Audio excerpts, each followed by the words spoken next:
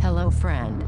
The Mystical American Patriots Society is transmitting to you from beneath 4 million cubic feet of solid granite, in the burning heart of the Yellowstone caldera. This is a variety program for normal sandwich-eating Americans with some concerns about living in a deranged, post-Christian technocracy. So, keep your third eye on the sky and your ear to the ground, as Sumo and Smokestack connect your main brain vein to a higher plane. Are you ready? Stand by.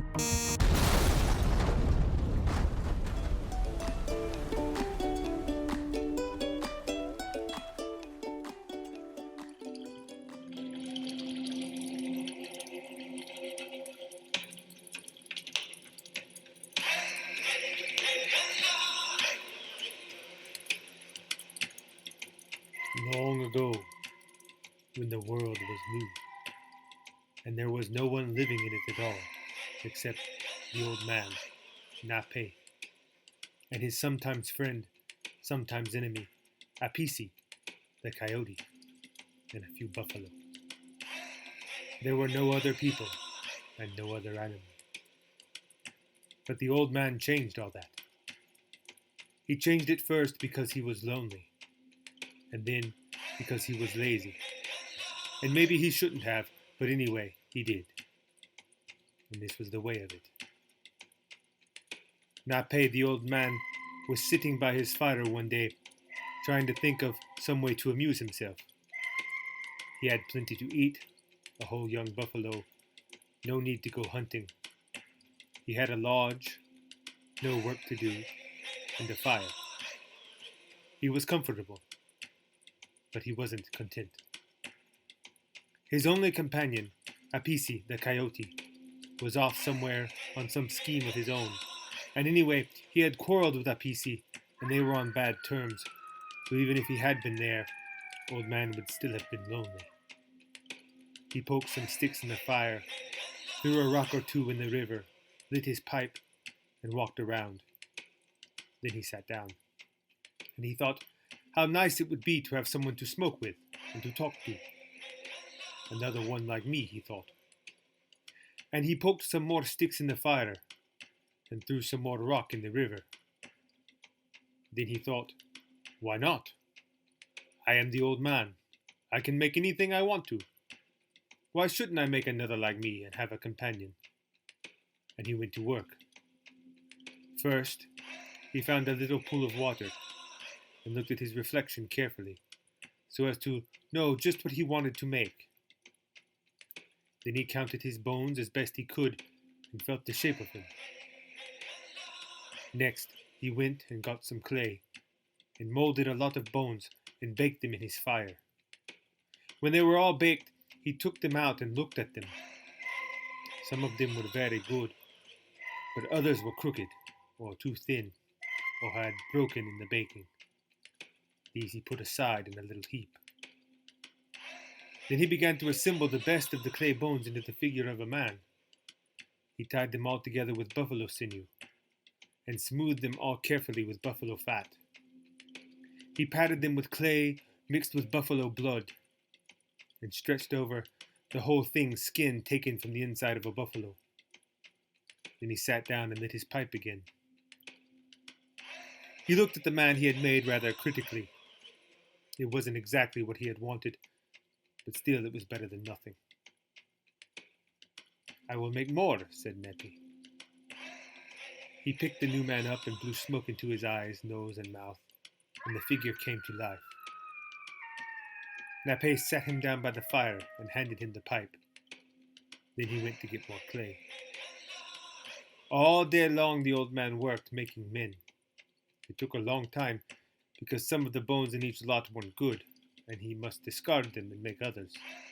But at last he got several men, all sitting by the fire and passing the peace pipe around. Nape sat down with them and was very happy. He left the heap of discarded bones where they were, at the doorway of his lodge. So Nape and the men lived in his camp, and the men learned to hunt, and the old man had company, someone to smoke with, and they were all content. But the heap of leftover bones was a nuisance. Every time one of the men went in or out of Nape's lodge, they tripped over the bones.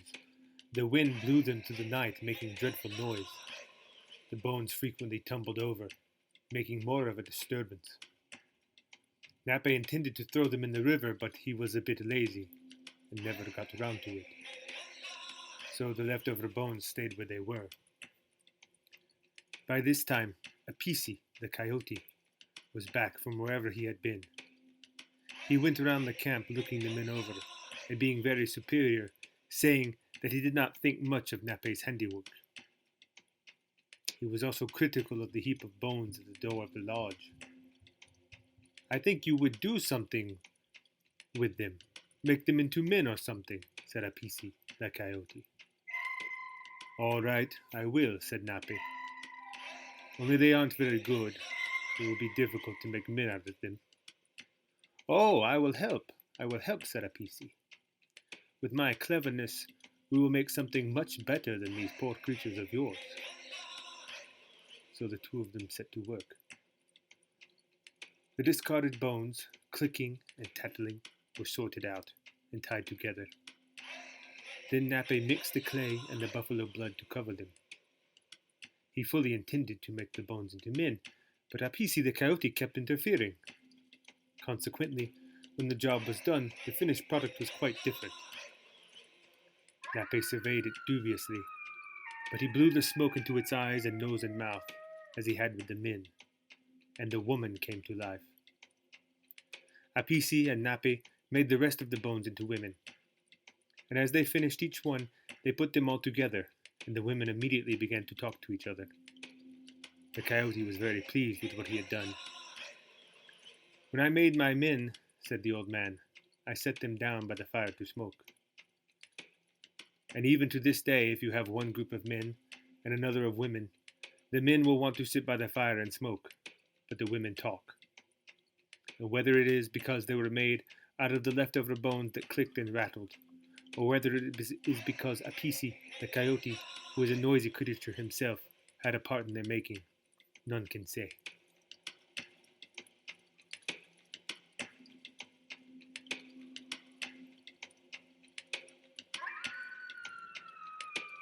Through the days of future past, the magician longs to see one chance out between two worlds.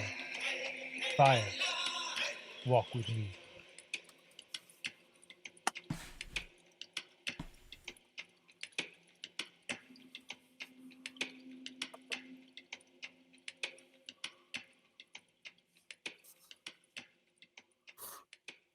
Are you doing something? Yes. I can't hear anything. Oh, you couldn't hear that? I heard a little bit, but then it just stopped. Oh, well, that was the fade out. We're now starting the show. Okay. Well, I'm confused. This is the beginning of the show. I see what you're saying. Yeah. I see what you're saying. Yeah, you're saying that you played the thing. I did. And then you allowed me to hear the fade out so that I would know the cue that the show is starting, and I was just confused. Right, exactly. That's it. You figured it out. That's exactly what I did. Okay. Well, good morning. Good morning. Yeah. It was oof. Apple. The rioters Q should have been focused on destroying Apple.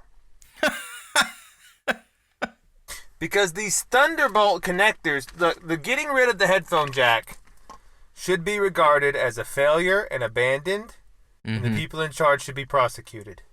It was technological terrorism of the first order. It is the worst thing they've ever done. The only thing slightly... No, it's not even close, really. I was going to say Windows doing auto updates without you asking. I mean, that's bad. Is also terrorism. But this is just when you're like oh, now I have everything is a Thunderbolt connector, and then boobadoo, and you can't, and wireless headphones are awful. They don't work half the time. True. And then two, that when they do work, there's a lot of, and like, why don't you just have this obsession with getting out of the physical realm is awful. I'm labeling them Gnostic terrorists, and they must be destroyed. Hear, hear. I mean, everything, they're like, oh, well, if we put a headphone jack on it, and I saw the most egregious thing. There's someone was arguing with an Apple person about this. I don't know if I think they worked for Apple in some capacity, which usually just means I work at the retail store. Right. But like, I work for Apple. And they said, oh, well, see, if the headphone jack was taking up a lot of room for battery. No, it wasn't. Just make the phone 1 millimeter thicker. If anyone cared about batteries or reception, the phone no one cares about reception because they took away the antennas. They did, indeed. If you want a reception, you'd have a telescoping antenna on the top of it. And if you cared about battery, you would make it thicker and just put a big battery in there. This is all just to try to reduce the physical profile of things to two-dimensional space. I want a telescopic antenna on my phone for aesthetic reasons. Yeah, I mean, we used to, the early phones had that. Do you remember? I do. Yeah, those were the golden years. Back in the before times. Mm-hmm. Well, I think you kind of touched on something interesting, calling them Gnostic terrorists, because literally everyone and everything is going to be liable to be called terrorism now. Yeah, which is, I mean, that makes it fun. Yeah. People get freaked out. I'm going to start calling people terrorists. Yeah, just everything is a terrorist. Yeah. Apple's terrorists, which is true. That's not even really hyperbole. I guess probably. I mean, Walmart is terrorists. Yeah. Yeah. Right. Mm-hmm. Who else is terrorists? Probably Toyota is terrorists. They make the Camry. Mm-hmm. So yeah, that is like beige terrorism. Yeah. Code beige. So yeah, there's a lot of people that need to now be in the domestic terrorist camp. Yep. But yeah, everyone's freaking out about being called a domestic terrorist. First of all, I saw some people on the internet. Occasionally, I still use a Facebook, right? I'm sorry. Which is a mistake. Yeah. I keep it around like most people do. It exists for me because there are distant and old relatives who I want to know when they die. Right? That's I'm sure that will warm their heart to know that. That's basically the reason. It's like, oh, you log in. Oh, is Uncle Steve still alive? Looks like he is. He's still posting about communism. So he's probably still alive. Unless he's just got a bot up just to rant about socialism every 5 minutes. Mm-hmm. Which I guess you might have. I don't think he's that technically sophisticated, though. Or is Aunt Becky still alive? Yep, there she is, and it's really touch and go with Aunt Becky. She could just go at any minute.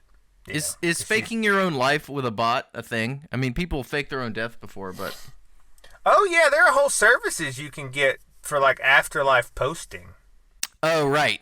But I mean doing it for yourself, just homemade faking your own life. I wonder if there's ever been a case of this. Do you mean faking... Well, that is what social media is. This is faking your own life. Well, that's a good point. It's the whole thing. Do you mean like it's just faking your own still being alive after being dead? Yes, like somebody created a bot, deployed it on the internet after they died. I'm sure there's bots still posting. There's like a dead man switch on the Facebook account. I mean, that's got to have happened a couple times. Like I said, I know it's a service you can actually buy. Yeah. Where you can have a list of tweets and stuff and like send these out after I'm gone or whatever. Like after I'm gone, send out the tweets that tells Aunt Margie really what I think about her. Your green bean casserole is not the best in Wacom County. No. Yeah, so I still have a Facebooks for that reason. And I was on there the other day, which it's truly a brain dead place. Yeah. I mean, the people on Facebook are the worst people in America. They are stupid. Terrorists. They just parrot things over and over again, and they're insane. Like it's either like it's like, you know, people that have no business talking about anything, giving their opinion on global politics. Like, we should support the Chinese because we shouldn't because the Uyghurs or whatever. Like, you didn't even know, you can't even find China on a map, much less know who the Uyghurs are or whatever. Like the biggest thing on the map. Yeah. Like, it's so, everyone on Facebook is stupid. I mean, everyone on Twitter is stupid too. Well, that's not true. There's still a few people on Twitter that are intelligent, but I haven't seen anyone on Facebook worth anything. Most of those Twitter people listen to our show. Just I know. Well, that they know who they are, but the Facebook. I was on there and there was someone like, "Oh, well, look, it looks like I've been labeled a domestic terrorist by Pelosi because I support Trump." I saw a lot of those. And first of all, I was like... Well, he's not wrong, you know.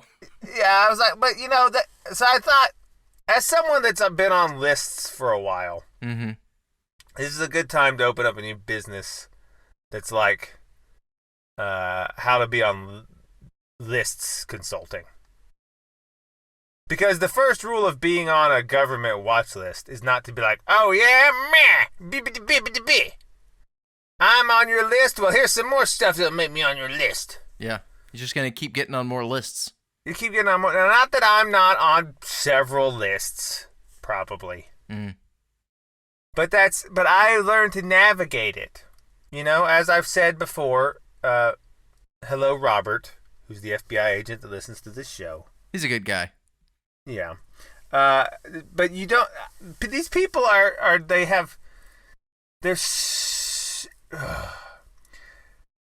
people on right wing have to be a lot better at being dissidents. First of all, if you're gonna go steal a podium from the Capitol, you should at least cover your face. Well, he was there for the photo op, dude. Come on. I know, but you know what I mean? Everyone was there, like, taking selfies. It's like that lady who was like I don't know, she's like, had to be almost 40-something, and she's walking through the field after being maced, like, it's a revolution! Remember her? Tone it down, lady. It's a revolution! Like, okay, Kathy.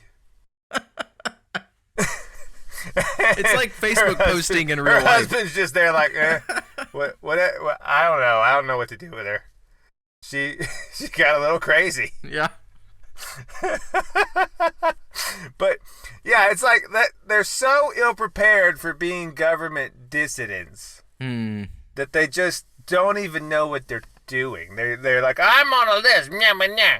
I'm gonna storm the Capitol without any without a First plan. of all, if you're gonna look, again, this show does not promote any form of terrorism or violence. No. But hypothetically, if one were to storm a Capitol, you need to have a plan for what happens after you storm the Capitol. Yeah. You can't just run in and be like, ha-ha! And everyone's like, okay, now what? Like, what? In your face, losers. We're here! Now, didn't they think, what, that the guy with the horns was just going to sit there and start making laws? Maybe that's like, what if you they just thought. occupy the physical seats, then you get to vote? And he's like, I now move to make Trump president forever. Here. I saw the guy with the zip ties, and then that would be binding. There was a dude arguing on Twitter at one point that the protesters should just stay because by some weird legal argument, they would be entitled to having a continental Congress or something. Right. As though that would be... See, these people still think that laws matter. Right. And it's not just whatever... We're past that, guys. Whatever's in the moment. You gotta get past the laws are a thing. Because they are, but they're also not. It's just sort of like whatever. They're a thing whatever... for us. Like, we have to obey them. But the country is not governed according to laws. I mean, it's two different things.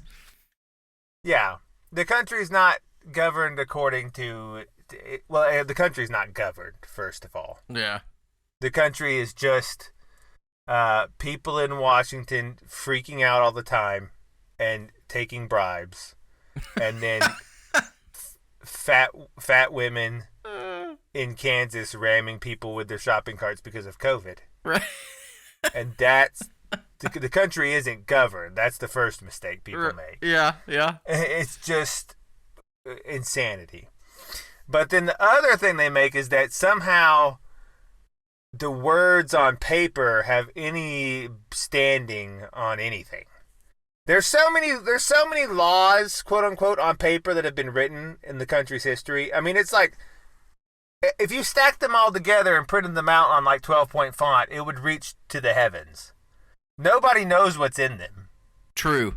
You're breaking one all the time, probably. It was one of the amazing takeaways from watching all the hearings over the election fraud evidence in these state senates and such, was that the politicians really have no idea what the laws say or what their actual job and responsibilities are. They just do whatever the lawyers tell them to do. Like, right. The extent of their legal knowledge is, what did the lawyers say? Right. Which would be, think about it, if you or I ran for Congress, that would also, I'm not going to sit down and read the Constitution. Yeah, it's unknowable. Yeah. I mean, I'm not going to sit down and read amendments. Like, it's a no. Kafka-esque nightmare, if there ever was one. I mean, that's our legal system. Yeah, nobody knows what their job is. Yeah, no one has any idea, but that's another thing. Because if you get into office, you can just start saying stuff like, "Well, this is against the Geneva Convention. This is not who we are." Yeah, this is not who. That's why they always fall back on norms, and they're like, "This is against norms," because no one knows what the actual laws are. True. Yep. They don't like. It's not even that they're ignoring them; it's that it's unknowable. Mm-hmm. There's so many laws that it doesn't. We're not a nation of laws. We're a nation of norms. You see, that's the trick. Yep. We're a nation of just like, what is other people doing? And then that's probably the law, I guess, maybe. Does anybody know? Right? And then no one really knows. Yeah. This is why the Chinese used to say that you should never write your laws down. Really? Yeah, they said never write your laws down for two reasons. One, it'll just explodes into nonsense like we've seen, where they add more upon more and they contradict. Right. But then two, if you have it written down, then you have these people that are always like looking for loopholes. Right? And it's like, well, I did it on January 2nd, and then you actually specify that it's between and it was after Labor Day, and I was wearing green, so it doesn't apply. Well, the thing about law here is that a good simple set of laws for a society does the job of drawing the outlines of a coherent ethical system, and then people that have a sense of ethics and morality and conscience are able to perceive the contours of that system, even if not every detail is spelled out. And in fact, most details aren't spelled out. They're able to perceive it with their moral sense and their aesthetic sense, and thus the society can be governed. But if you have a people, a ruling class and a population that have no aesthetic or moral sense at all, you have to define every single thing in writing and refer to it, and that quickly becomes so voluminous a body of law that it is unknowable, and that's the state of American law and government. Yeah, it's like that old proverb: a dying country gathers laws like a dying man gathers medicines. I've never heard that, but that's great. It's true. Yeah. That's one of the things I learned from Q this week. You know, I've still been in my week of Q. Uh-huh. I'm still going. Is it looking good? No. But am I going to persist? Yes. Because it's a lot of fun. The Q people are they're very interesting people. Like on day 5 of Q, I learned from a gentleman named Billy Don I-am. Mm-hmm. Billy Don I am. He was teaching me how to be a galactic ambassador. And that was on day 5 only. A galactic ambassador? Like which galactic ambassador. Are you representing our galaxy or a different galaxy? I'm representing our galaxy and our quadrant. Okay. With the Palladians and the Venusians and everybody's there. Mm-hmm. And we channel our energies upwards. He told me about the 5-dimensional transcending into the 5th dimension. Sweet. Which is that's like Q rapture, I think. Mm-hmm. There's this talk about the 5th dimension, and if we all vibrate at the right frequency, then we'll pass over into it or something. Has the whole Q as a person giving information, has that all been transcended now? I mean, is that all left behind? They've left. Well, I don't know what happened because I haven't been in Q but 1 week, and it's been going on for years. Right. Going back, learning the Q lore is as impossible a task at this point as learning the U.S. legal code. Okay. But I mean, it's probably less convoluted, honestly, but it would still take quite a while. Mm-hmm. I think a lot of people jumped on Q and they just took whatever belief system they had and just threw it on there. Okay. And meshed it on. And so I don't know. I don't even know if Billy Donaham has ever read Q. He was just trusting the plan. Did he know what the plan was? No, I don't think so. I think he was just trusting a plan from above or something. Uh-huh. And we were gonna transcend. If we just got our vibrations right, we were gonna transcend to the 5th dimension. Mm-hmm. What is the 5th dimension? He tried telling me. I don't know, but then his account got nuked in the Great Twitter Purge, and now I'm sad because Billy Donaham is gone. Oh, I'm sorry. And I miss Billy Don. I hope that he comes back maybe him and his account transcended to the 5th dimension. I do enjoy when little bits of Q data condense and drop down to my layer. The other day I saw one that said that Joe Biden and Donald Trump were having face swapping surgery. and that when you see Biden inaugurated, it will actually be Trump, and when you see Trump on trial for all his crimes, it will actually be Biden. Right. Have you seen this one? Is that in your No, I haven't. wing of I haven't seen that one. I've been watching the people that are closely following Pompeo or Pompadour or whoever his name is. Why would they follow? He's done absolutely nothing useful. Why would they?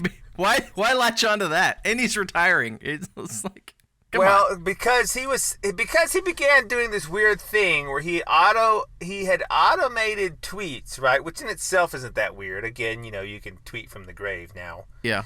But he'd never done it before, and he was doing it every 30 minutes on the 30, to the second. Okay. And he did this for a couple days in a row. Some tweet would come in, and there was this rumor going around this is some sort of signal. And I don't know. But then people, see, the thing about the Q is they can pull in enough where you go, that is weird. Mm-hmm. And then you say, maybe, right? You're right. Because they had this thing from June last year that outlined, they call them red steps.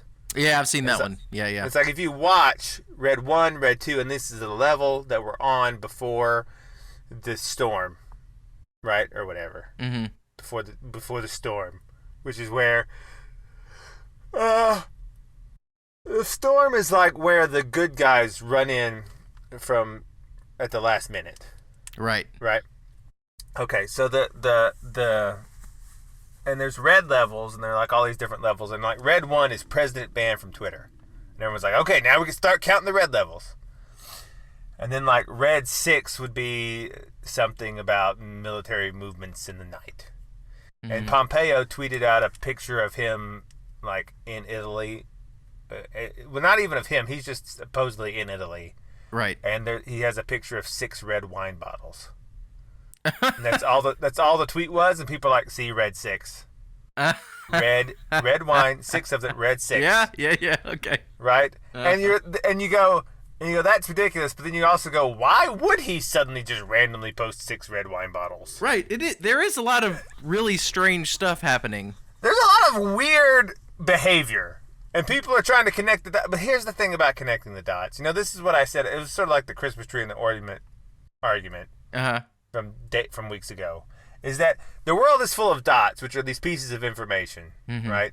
And you can just connect the dots. They're not numbered. See, that's the thing. You can connect them and make any shape you want. Yep. You can draw a big Q with your dots. You can draw a Joe Biden. Yep. You can draw a seven-headed dragon. You can draw anything with the dots, which is why it's so easy to connect the dots in any way you want to. And why Billy Don I Am is transcending to the fifth dimension. Maybe he did. I don't know. Well, here he connected his dots in a certain way that led him to believe that he was in contact with people from the Andromeda star system, and that somehow this was wrapped up in Q and Trump. So I got a dot. I want to know if you've seen anything in Q World about this. Okay. This was yesterday. Michael Yon, who is a reasonably well respected combat correspondent, was in D.C. standing outside the FBI building. He did a little video of this, and the J. Edgar Hoover building is pumping music, like really loud, so that you can hear it in the street outside, even though all the doors are closed. And they're playing that song, "If I Can't Have You, I Don't Want Nobody, Baby." You know that tune? Yeah. And there's a guy outside, policeman or something outside just picking up trash, and he asks him what's going on. The guy says, "Oh, we're just trying to keep morale up at the FBI, playing some music." And it's just really strange because they're having like a full rave level dance party music thing happening in the FBI building on a Friday at 3 p.m. Yeah, this is what I mean. The reason Q is so believable for a lot of people is that the government and all the people in it and everyone in this country is mentally ill. Mm-hmm. Every single person in America from sea to shining sea is crazy and off of their heads at the moment. Just again, go on that Facebook, the awful Facebook. Yeah. And look at all your relatives either calling for blood, saying we just had an attempted coup, and that we were filled with domestic terrorists, or that they're now on a watch list, or that it's people have spiraled. They are gone, and I don't know how they get back. Well, I can forgive them because the kayfabe of American Republic has collapsed. They're not crazy for no reason. But it's also the people in quote-unquote positions of power that have gone. They're now having raves at the FBI. They're tweeting out Pompeo may believe in Q and actually not have anything. He may be like, if I just tweet 6 red wine bottles, it'll happen. He's doing it for morale in the Q world. I think maybe he even thinks that it's I don't know. Like, I have no idea. Like, yeah, man. or general, it's impossible to know. And then, like, there's enough weird stuff happening. Like, at the beginning of the week, the Vatican was blacked out in the middle of the night and all the roads in Rome were closed. Yeah. From like 3 to 5 in the morning. Why was that? I don't know. And then Pakistan, what was going on? And no one ever says anything about it. Yeah, and it's funny, if you bring it up in some circles, even just bringing up that the Vatican was blacked out and the roads were closed, you are a nut for even mentioning it, even though it did in fact happen, and you want to know what's up. And then on the other side of things, like, everything gets plugged into the connect the dot drawing, whether or not it belongs there, and you don't even know what you're drawing. So, but you can forgive people for it because, like we said, that the mythical structure around the American Republic is completely collapsed in front of everybody's faces, and that's hard for like a Reagan Republican, that maybe at one point in their life had a little portrait of Ronald Reagan up on the wall, like sometimes people do with the Pope, or whatever. Right. That's hard for somebody to take, and now there's Humvees. And 12-foot semi-permanent wall. So like the 8-foot fence in DC, they got that up, but that wasn't enough. Right. So now they're putting up a 12-foot wall, and they've got fully armed 20,000 plus fully armed National Guard, which is the same amount of personnel roughly that we invaded Panama with. I mean, this is a large number of military. That yes, we've turned DC into the Baghdad Green Zone, basically. Well, here's the thing. One, I'm still in Q, so I'm going to say, and you think those people are there to keep people out? Are they putting the razor wire on the inside of the fence? Is that what's going on? They're there to keep people in. All the politicians, they've welcomed in their own captors. Okay. And now, what if this turns out to be true? Oh, that'll be incredible. I'll love it. I'll be so happy for the Q people. Trump staged, he did the Capitol Hill riot so that the people would rush in, so then he could justify bringing in the National Guard to keep everyone there, so when he activates them, he goes, right? If that happens, we should do a whole show congratulating the Q people and talking about the detailed web of theories. If at the last minute Q is proven correct, then we're just going to rename this show Q or something. Okay. Because you're gonna get a tattoo. We're gonna give them all the props in the world if at the last, because they've been maligned by if at the last minute, right? That would be amazing. Which is what makes me have a glimmer of hope that it might happen. Okay. Because that would just be like God saying, "See, you guys don't know anything." Incredible narrative power, right there. Incredible narrative power. There was a thing I was reading about. I think it was called Operation Trust during the Russian Revolution. Have you seen this one? Vaguely, but I don't remember the details. So there was a disinformation operation to the remaining Russian monarchists and reactionaries, basically saying that the Bolsheviks and the incoming regime was totally infected with monarchist infiltrators who had a great plan to bring about their swift destruction. And so the monarchists and the reactionaries should not, just sit back and trust the plan, basically, because it's going to be great. Like they're they're already sunk. They've already got the noose around their neck. They don't even know it. And so that meme was propagated throughout the monarchist society of Russia to the point where it kind of pacified them into non-action, and the Bolsheviks were, of course, able to create the Soviet Union eventually. Right. So that was like early Q. That was like P. Right. Like that was that's proto Q. Proto Q. So I read about this week. I thought it was pretty interesting, and if Q is really being managed from some central stratagem, that would be my money, is what it really is. Yeah, I mean, maybe I think Q was just some 8chan poster that was bored that got out of hand. I really do. I think it's just some guy that started pretending that he was an FBI agent and dropping secret intel, and then he was just like, I'll keep doing it. And then he started to believe it himself, because maybe he made a few predictions and he's like, I'm a prophet. Yep. And then, who knows? But but today, we're going to talk about some things. We're going to talk about when prophecy fails. Okay. Coyote mindset. Mm-hmm. Okay. And what will it take for you to finally believe in star magic? What will it take? By the way, that coyote thing at the beginning, that's a real Native American legend. Okay. A creation myth. And I thought it was interesting. I'm going to tie it into the coyote mindset thing, but I thought it was because of how did you catch how many overlaps there are between that and the Genesis story? I mean, there were a few. Man made from clay. Yeah.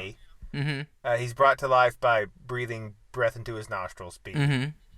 And then C, the woman is made from the leftover bones or the extra bone.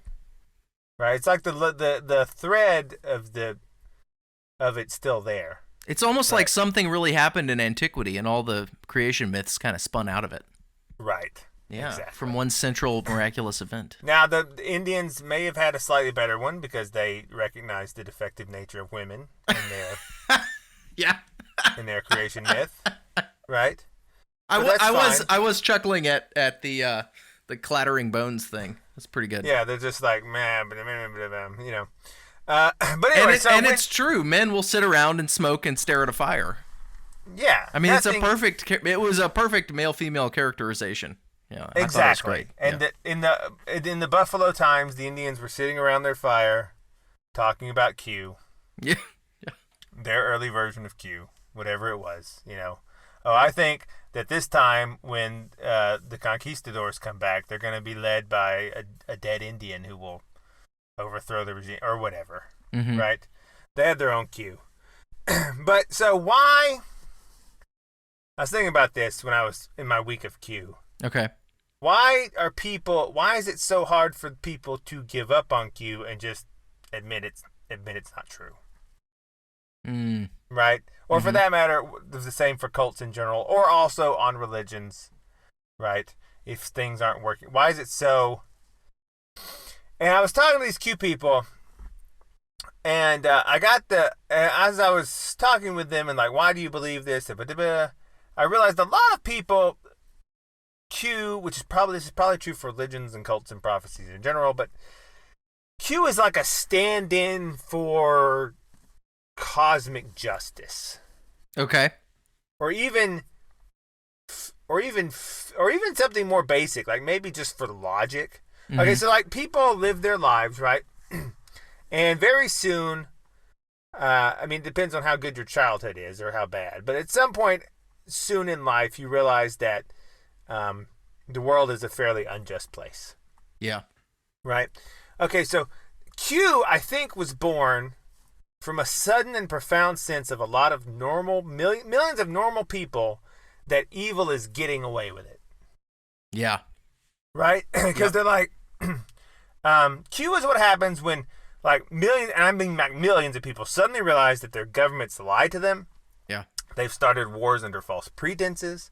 They've had them go get killed for no reason and go kill other people for no reason. That they manipulate data and facts to hurt them. That the icing on the cake, they're run by a satanic pedophile cult. Jeffrey Epstein melted minds. Yeah, he did. People just, their brains fell apart because like you and me and people in the conspiracy world, when the Epstein story broke, it was like, oh, that's bad. That's really bad. But also it's like, well, yeah, of course that's what they would do. Right. Of course CIA and Mossad and all these people and groups seeking to control the world and global commerce run a blackmail scheme. Of course they would do that. Right? That's how you keep your assets in line. Of course. It's very effective. Right? But blackmail. Now, granted, beyond that, there's this weird crypto-religious aspect where, blackmail people, most people get blackmail, right? But then it's like, but they're in a temple? Yeah. There's like a grandma, Grandma Shirley's like, and they're in a temple? On an island? What? Really? Yeah. And they're doing what there? They have the kids and they what? Mm-hmm. And the government already knew about it and previously arrested Epstein, but they let him go with a slap on the wrist. Right. And the politicians and the billionaires and Bill Gates and so on continue to fly there after they knew? What? Yeah. What? This lady her mind's just falling apart. Yeah. And then he's arrested a second time. And now we've got him, they say. Now we've got him, right? Yep. All the grandmas like, okay, well, that was crazy, but now they've got him and he's in jail and the good guys are going to win it. What? He's dead? And all the cameras turned off. Suicide? By himself in a maximum security prison? The guards were asleep? And the guards were asleep, and they'd just been hired a week ago after they fired the ones that had been working there for years, and the camera in his cell stopped working, and so did the one in the hallway. Okay, but then surely everyone will realize this is suspicious. Every single news organization without exception is just going to pretend as the suicide story is true, and maybe David Icke was right. Maybe there are lizard people, the tunnels, the Arctic tundra. And then she just starts going insane. Yeah, it's true. That's how Q happened. Yeah. You really can't even blame them because going from zero to Jeffrey Epstein's temple. Right. It's too much. It's too much. And so surely, how does one comfort themselves? upon learning about all this is they say, surely Uncle Sam has got a plan to wrap all this up. This is so awful. I know the government's got problems, but surely the US of A is going to come in and clean all this up and restore order.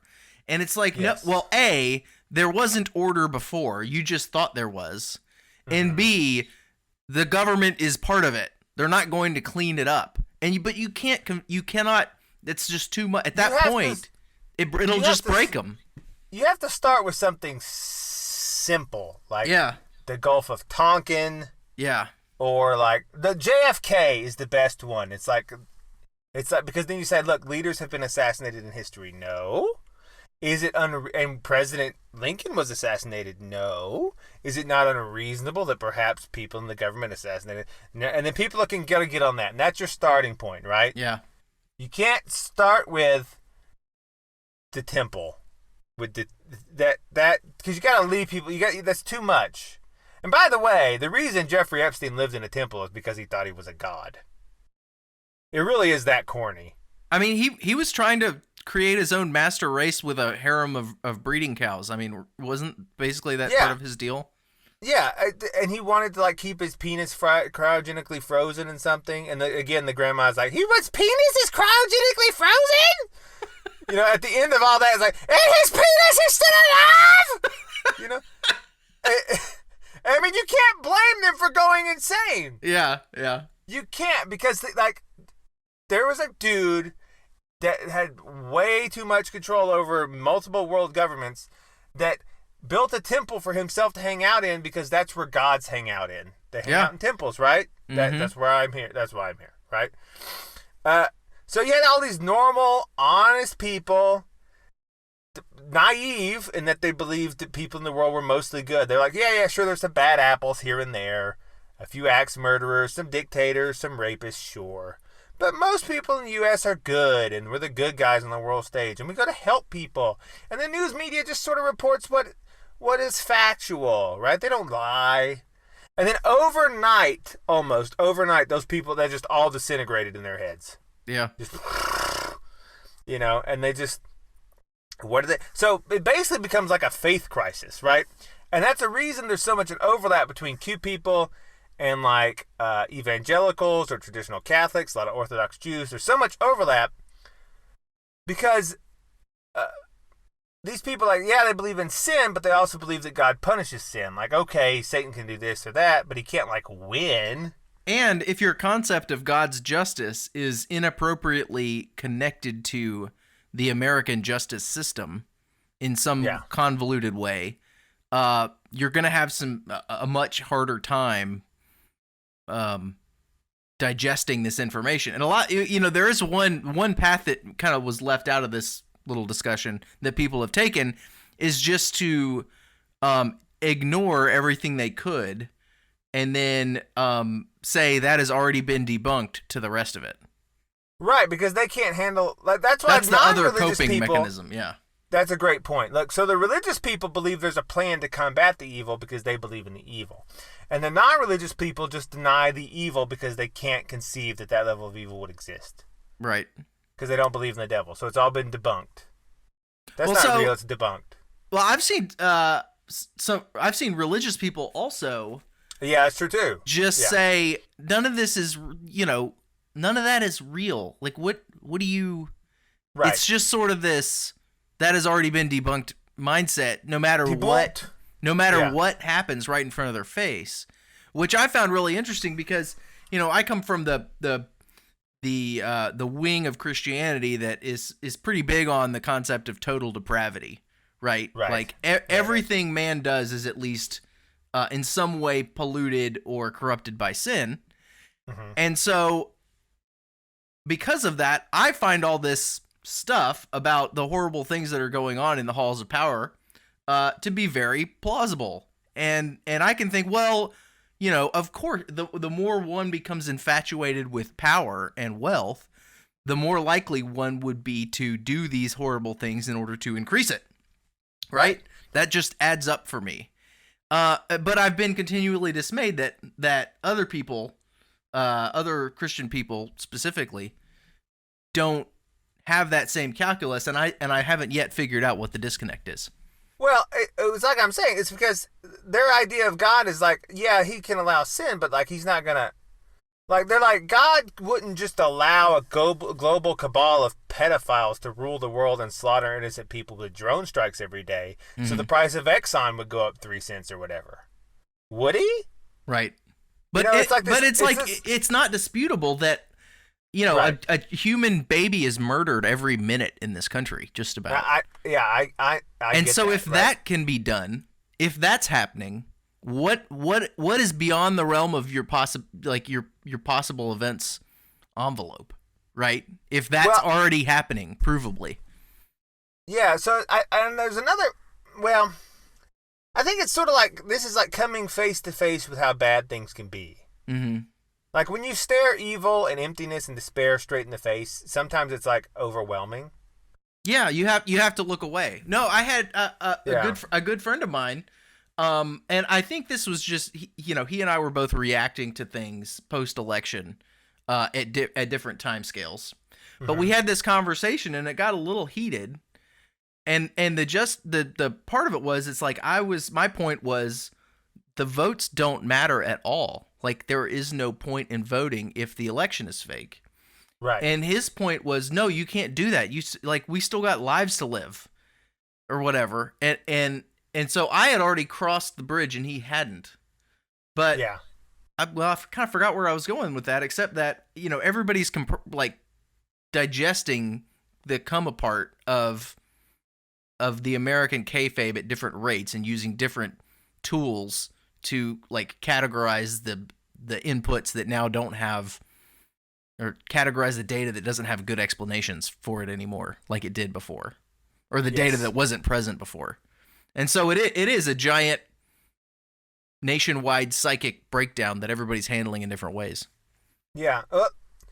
When you think about, this is what so there's this lady I know, in IRL, as the kids say, in real life. And she's pregnant. She is pregnant with twins, but they're conjoined twins. Mm-hmm. And they share one heart, they've recently found out. And so at this point, she doesn't believe in abortion and anything. So her existence at the moment is she's waiting till they're old enough to have a C-section, when they will then deliver them, and then she will get to hold them for a few minutes while they die. Oh, man. Right? Okay, so someone going through something like that, like something sort of confronted with horror, pure just horror. Mm-hmm. And then you say to someone like that, hey, God's in control. It's all good. Right? It's going to work out. It's very hard to see that. Yeah. Right? That's why the Bible says don't do that, and it just mourn with those who mourn. Because that's not helpful in the moment. But okay, but how would you deal with that? Well, she does. I mean, I'm not saying this is, but you could construe it the same way, because she says, she wrote something along the lines of, "This is hard for me, but I know it's God's plan. He's blessing them, giving them a life of peace. They go from their mother's womb to their mother's arms, to the arms of their Savior, and will never know sadness or the cruelties of the world." Right? Mm-hmm. And so there's two ways to look at that. One, how inspiring. What a strong woman. What great faith. Yeah. Right? Two, massive cope. You could easily just say that's you're just trusting a plan. Right. And you're saying that it's going to work out somehow and it's for the good. And that's exactly what the Q people do. Yeah. See? That's the driving force behind the Q. It's the same, it's ostensibly, it's like Pompeo's and Papadopoulos and General Flynn's plan or whatever, and Bannon and Trump's. Okay, but in reality, to them, it's God's plan, because it's in order for them to cope with seeing the tremendous evil that was unveiled. That's why this is an apocalypse, not necessarily the apocalypse, but it is a apocalypse, because apocalypse means the unveiling, right? In order for them to cope with seeing the evil that was unveiled and laid before them, they have to believe, to cope with it, that the cosmic scales are going to balance. Yep. Right? The cosmic scales, that's what justice is, the balancing of scales. And the whole metaphysical concept of right and wrong, of morality itself, rests upon this balancing of scales. And if evil can do whatever it wants and just get away with it and it never has to pay for it later, the whole underpinnings of like morality itself are challenged for people. And like, well, if evil does whatever it wants and not only gets away with it, but is apparently rewarded for it, then the universe is set up such that evil is rewarded and my morality itself comes apart. And now I don't know how to live and I may as well die. Right. And that's why people can't give up on Q, because it's connected to all these things at very high levels, right? They don't just believe this for no reason. And then people say like, well, evil may get away with it in this life, but oh boy, they have it coming on the other side, right? But then people are like, that's just another version of trusting another plan. Like, I've trusted the plan. When I want to see some evidence of the plan working? And that's what I think's happening to a lot of these people. Their minds are just trying to cope with evil and the apparent or perhaps real non anything that happens for people doing evil. Right? Like, that's why they can't believe COVID is mostly a big hoax. Yeah. Because the evil just couldn't get away with that level of hoaxing. I mean, consider all they've done to people. Innocent people in the name of coronavirus. Yeah. And now that Joe Biden is going to be elected, except he's not, because Q, where we go one, we go all. And now that Joe Biden's going to be elected, then they're just going to roll it out and pretend it never happened. Right. But they just ruin the lives of millions of people for no reason, just to win an election. And then they're just going to walk away from it. Yep. Right?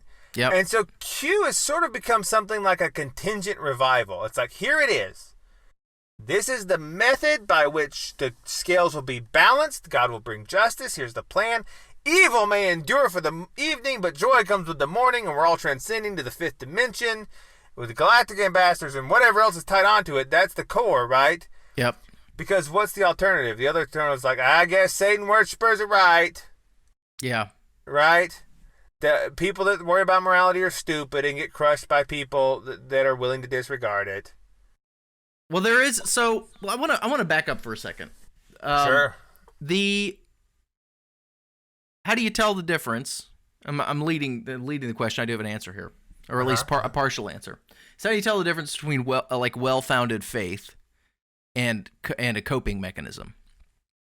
And I think the one that's especially on display, in both the story you told about the woman with the conjoined twins, and also in the Q phenomenon, is that a cope will excuse the believer of their duty or their culpability for something, whereas a well-founded faith won't necessarily be doing that, right? So if you're trying to cope, there's a part of it in which you're trying to excuse yourself from a hard duty or from a guilt. Well, which I think is true in the case of the Q people, and not true in the case of your friend with the twins. Well, yeah, except some Q people did storm the Capitol. Yeah. Right, so they took some response. Like, that lady was like, "It's a revolution!" Yeah. Nancy Pelosi has a room full of kids in the Capitol, and she's eating them, and we're going to set them free! Right, but she didn't, though. She didn't, but that lady nonetheless wasn't using Q to let herself off of actions. You know? Well, I don't know if that really makes the point, because like you said, they didn't really have a plan to do anything when they got there. Well, they were trusting that when they did, that the plan would happen, right? That it would just, I don't know what they thought would happen. Yeah. I don't know. Yeah. I don't know. But it's also like, think of all the prayers. Like, millions of people, not just cute people, but they pray a lot. And they pray that God will deliver them from the evil regime. Yeah. Right? And then he doesn't. Mm-hmm. And then, so not only is the evil allowed to win, but also to take their voice by cheating and theft that is open, and no one's going to do anything about it. And I pray for that. Why are we praying, right? That's the idea. I pray for that all the time, but I do so knowing that sometimes God's answer is no. Right. And God's answer is, my plan is for you to suffer through this, for a time. That's a perfectly acceptable answer for God to give. But Yeah, you know, I if think you it's don't, just the scale, like I said, the scale of the Epstein thing and like all that points to is so much for people. I think they Yeah, have it trouble is. accepting that as legitimate. yeah, You know, it's like this.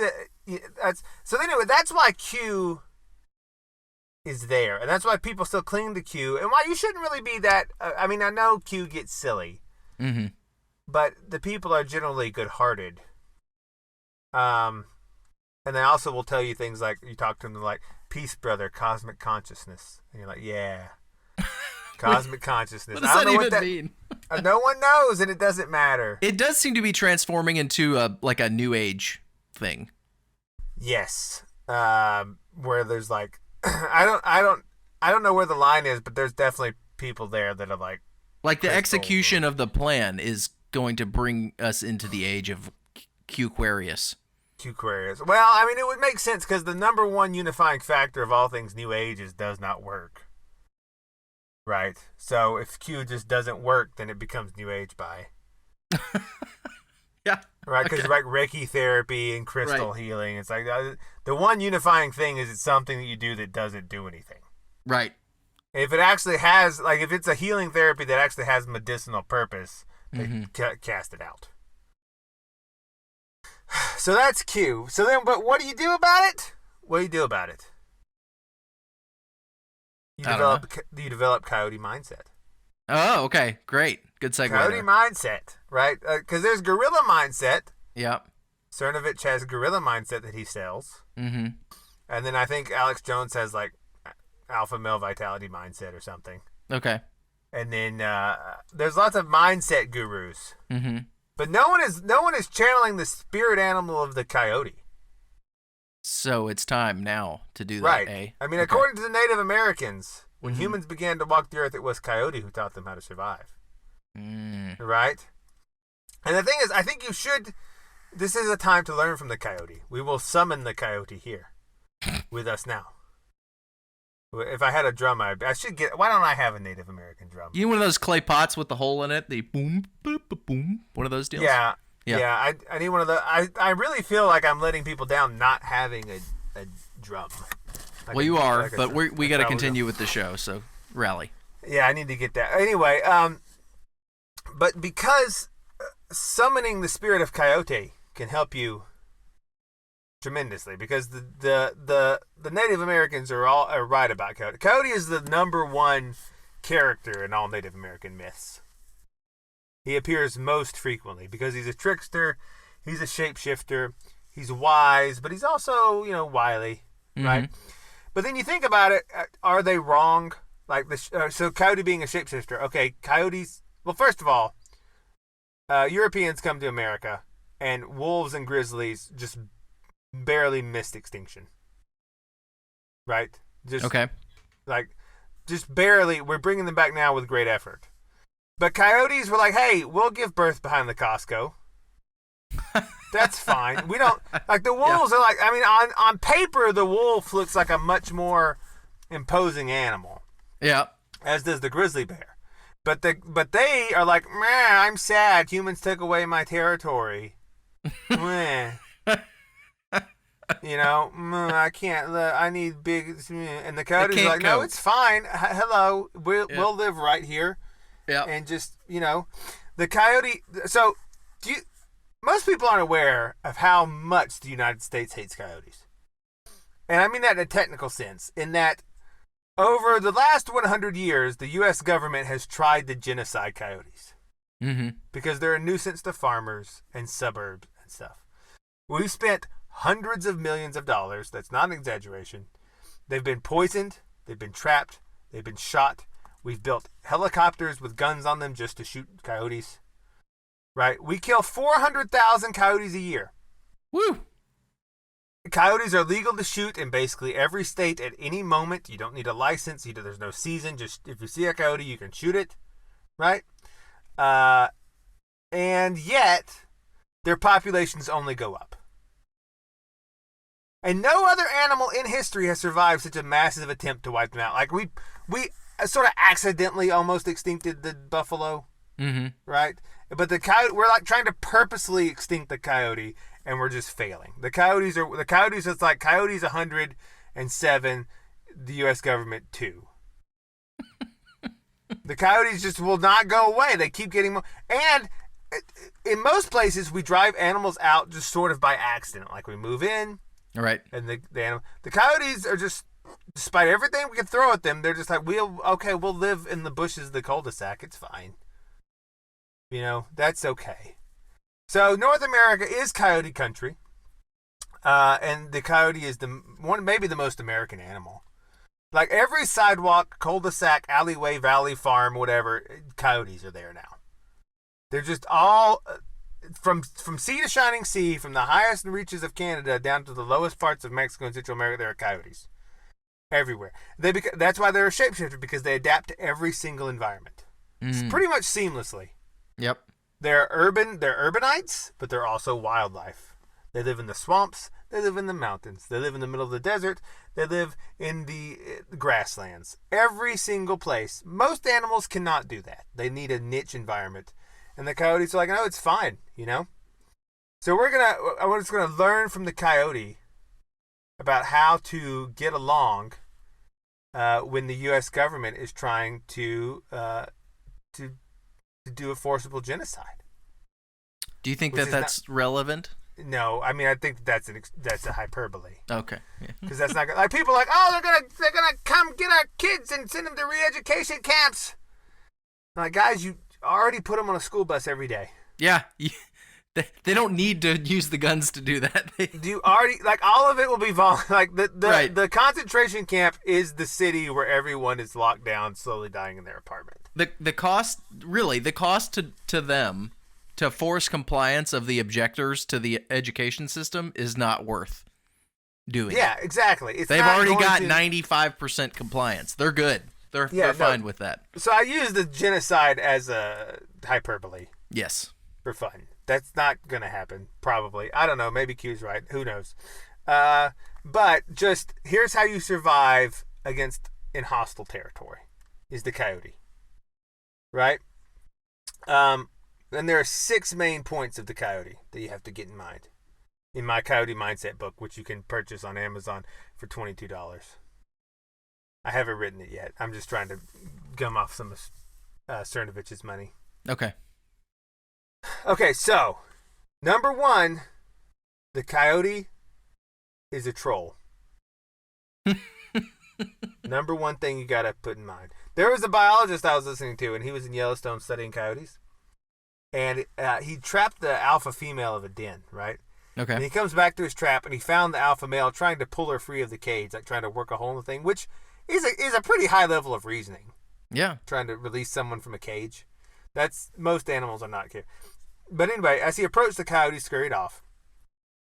But next year he was out there trapping again. He was in the same area, and that alpha male was around frequently. And that coyote had figured out how the traps worked, apparently, when he was trying to get the female free. Because he kept flipping the cages over without setting them off, just sort of disabling them. Okay. And at one point, he even just climbed up on top of it and just took a big dump on it. Like, screw you, buddy. Yeah, man. Now that's an attitude I can relate to right there. Yeah, the coyote knows how to... The coyotes are also very... they use diversion tactics. Yep. Which is something you have to get used to online. At least online. Maybe in real life. Like, so biologists have noted, again, that if you're trying to track down where coyotes live, if the coyote notices you're following them, he doesn't go back home. He will purposely walk 180 degrees the other way, slow enough you can keep up with him, and then when he's led you far afield, he breaks off into a sprint and circles back around. They're very smart creatures. Interesting. There's a reason they survive so well, right? Right. They're very sly. They're also nomadic, right? Like if a mama coyote sees that people are trying to track her down and getting close. This is one reason biologists have so much trouble trying to figure out how many coyotes are in the area. Because they will, if she notices you're getting close, she will, in the span of an hour or two, completely uproot herself and her family and be in a different den miles away by nightfall. It's like, they're closing in, I'm out. They're just like, here they are, boop, I'm gone. There's That's the thing. So you got the trolls, the cunning nomadic. Maybe you need to be a digital nomad. Maybe a real nomad. Maybe you need to have different options, like live in different places. Mm-hmm. Like maybe if your state's so oppressive, move to one that isn't. Yep. Right? Maybe that's the mindset you have to have. The lack of ego in fights, right? So the coyote will size up the situation, and it doesn't have any like, I'm Mr. Badman. It's like if it's outmatched, if it's a wolf, or if it's a farmer with a gun, it's just boom, I'm gone. Mm-hmm. You know, it does it. It's like, I'll come back at night when the farmer's asleep and take his stuff. Right. Right? I don't need to fight this right now. No ego in the fight. Just, is this profitable for me? No, bam, I'm out. And I don't care if anyone makes fun of me for running away. I'm fine. Live to fight another day. Right? Yep. They're omnipresent but also invisible. That's a big one. Mm. They're literally like right now, there are like hundreds of coyotes within like a 10-mile radius of you right now, wherever you are. True. And you probably only ever see them like 5 or 6 times. Yeah. They're if you live in the continental United States or even Alaska, I don't think they're in Hawaii yet. We got to correct that. But if you live in the continental United States or Canada or Mexico, there is a coyote within like a mile of you. You just don't see him. Mm-hmm. They live everywhere. So they're omnipresent but invisible, much like the frogs must become. Yes. Must be omnipresent but also invisible. Silently growing numbers all the time, right? That's because the coyote is also a pack animal. That's another one, right? The coyote has its pack, but it's also the packs are fluid. It's like, well, they have a pack, but then they very quickly like, oh, there's not enough food here for all of us. So we're going to split off and form 2 packs. And they will move apart. Mm-hmm. Right? They constantly are adjusting they rely on groups, but they're constantly adjusting their social structure to fit what they can do. Like an infinitely malleable animal. All right, and the last one is you got to be willing to test anything to see if it's profitable. Right? So the coyote will come, he'll be like, I'll test this fence, see if I can get through. If I can't, whatever. If I can poke my head through, maybe I can get my body through. Then maybe I can eat your cat.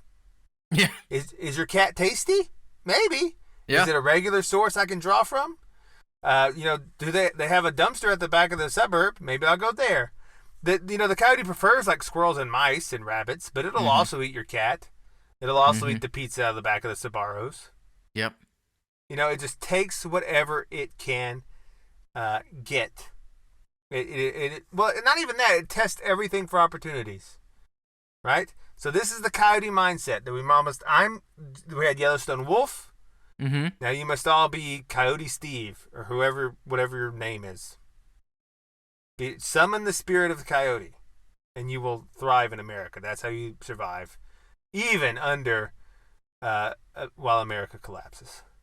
There's a really nice current of adapt and overcome running through that whole lecture on coyote lifestyle and mindset. Yeah, because the coyote is the ultimate adaptable animal. It literally lives in any environment you give it, from desert to high mountain to swamp. Yep. And it thrives, or urban, and it thrives just fine. It can thrive with wolves or without wolves.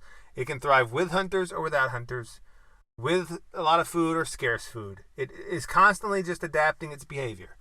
Well, so, I think when we're talking about QAnon and stuff, the reason I see that as part of a failure or an inability to adapt.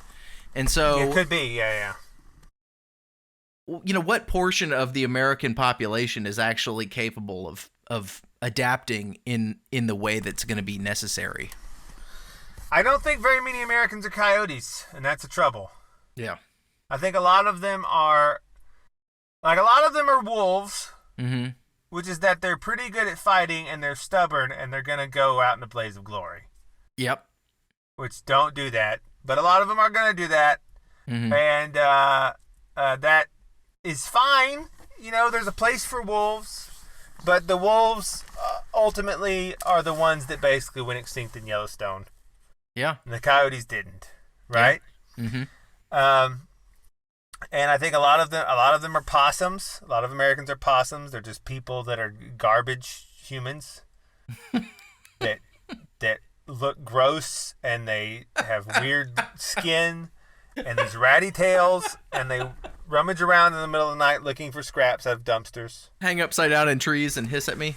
Yeah, there's a lot of them that hiss at you. Yeah. A lot of possum. Now the possum, like the coyote, I don't know. It's hard to get rid of the possum. What about the old trash panda, the raccoon? The raccoon, yeah, the raccoon is less adaptable than the coyote, but still adaptable. Okay. So possum people will probably live, if you can call possum life living, which is where they just. I don't think the possum people are affected. Whoever is in power, because they just are somewhere behind a trailer shooting heroin. Yeah, I was about to say that the meth head or whatever, that's the possum. Yeah, the meth head, they're just there. Yeah. That's the possum, and they are gonna live their life the same pretty much no matter what. Right. So that's one survival strategy, right? Mm-hmm. Is possum mode. Mm-hmm. I'm recommending coyote mode. Yeah. Raccoon mode. I don't know what raccoon mode is, except you're extremely nocturnal. I don't know what that would have to do, but a lot of people in America are deer. They're just gonna get slaughtered. Yeah. Some people are rabbits, and that their survival strategies are just gonna breed really fast. Right. Yeah. And there's a couple of bears, which are just, I don't mean in the gay variety, although yes, there are those. So powerful yet cannot adapt. Powerful, but need a lot of stuff. Like, that's the problem with the bear, is he's so big, he needs so many resources that if his environment gets disrupted, he's in real trouble. So the bear is like the overweight boomer prepper. Exactly. Yeah, he's got 10,000 guns and all this ammo, and he's stored up in his cave to hibernate for years. Freeze-dried food. But when that runs out, it's like, if that gets disrupted somehow, like if his area is no longer livable, he's not going to be able to find a new den. Yeah, that's the thing. It's like you can never buy enough freeze-dried food to prevent yourself from having to adapt. Right. And it's like, that's the kind of we talk about survivalism and stuff. That's sort of the bug out mindset, is that I'm just gonna get enough stuff, and then I'm gonna take this stuff off in the woods with me, and that's viewed falsely as a way to prevent having to adapt to the new environment. But in reality, it will be a massive and shattering adaptation, because you don't realize what you're leaving behind. And two, you can never have enough stuff to prevent adaptation. Right. Exactly. Yeah. So there's a place in the ecosystem for all kinds of Americans, for the possum American, the raccoon American, the bear and the wolf American. But I think this is the season of the coyote American. This is when the coyote American is going to thrive above and beyond all others. You know? I think you got to go with the coyote mindset. I mean, there's probably armadillo Americans that just wander around and dig in holes and give people leprosy. I don't know what that's about. Those are van life people. Van life people or something. But but I don't know what kind of American you are out there, listener. But you gotta maybe shift to a coyote, or if you're like, listen, I'm just a possum and I don't know how to not be a possum, then just try to figure out where being a possum is going to work best for you. There's a interesting thought experiment here. If you say kind of what is pick a variable and say, what does the bear American do in this? What does the possum American do? What does the coyote American do? So, for example, guns. Right. The bear American has 27 guns in a giant gun safe. The possum American probably has a box cutter. Yes. Or like really gross teeth to bite people with. And he's squealing at 2 a.m. Right. Which is what they do. Meth people squeal at 2 a.m. just like possums. Right. But the Coyote American, he's probably got, a gun or two, but maybe he's practiced with it a bit, but generally avoids conflict and is non-confrontational. Right. The coyote has teeth, Yeah. but he doesn't want to use them unless he has to. Right. Because it's dangerous to get in such a situation because the other person also has teeth. Right. Yeah. Right? The coyote is a very smart animal. That's what I'm trying to get you guys to see. So the bear has freeze-dried food stacked up in his basement in his house that he owes $200,000 on. Whereas the possum, or the Coyote American, has like a small cook stove and the wherewithal to come up with protein out of his environment. Yeah. The Coyote American may or may not be van life, but if he's not van life, he has a travel trailer. He has a teardrop, just in case he needs to bug out for a minute. Right. Right. He's a shapeshifter. He's able to go into bear mode or into raccoon mode. Yeah. Whatever is needed at the moment. Right. Mm-hmm. That's the thing about the coyote. And you think about it. Actually, possum Americans will probably survive better than bear Americans. I mean, being a bear American is more glorious. Right. But the people that are just squealing at 2 a.m. are still going to be there no matter what happens. And their survival, mechanisms are all, they've picked their mechanisms and they've used them already.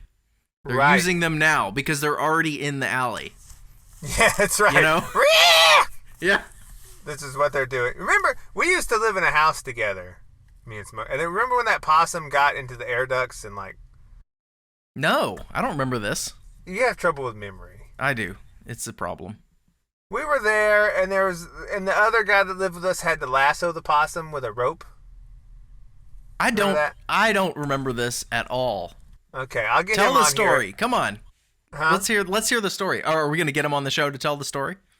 Well, the story is basically that I came home one day when we were all roommates, and there were fleas everywhere. And we tracked down the source of the fleas to a stray possum that had given birth in the air ducts.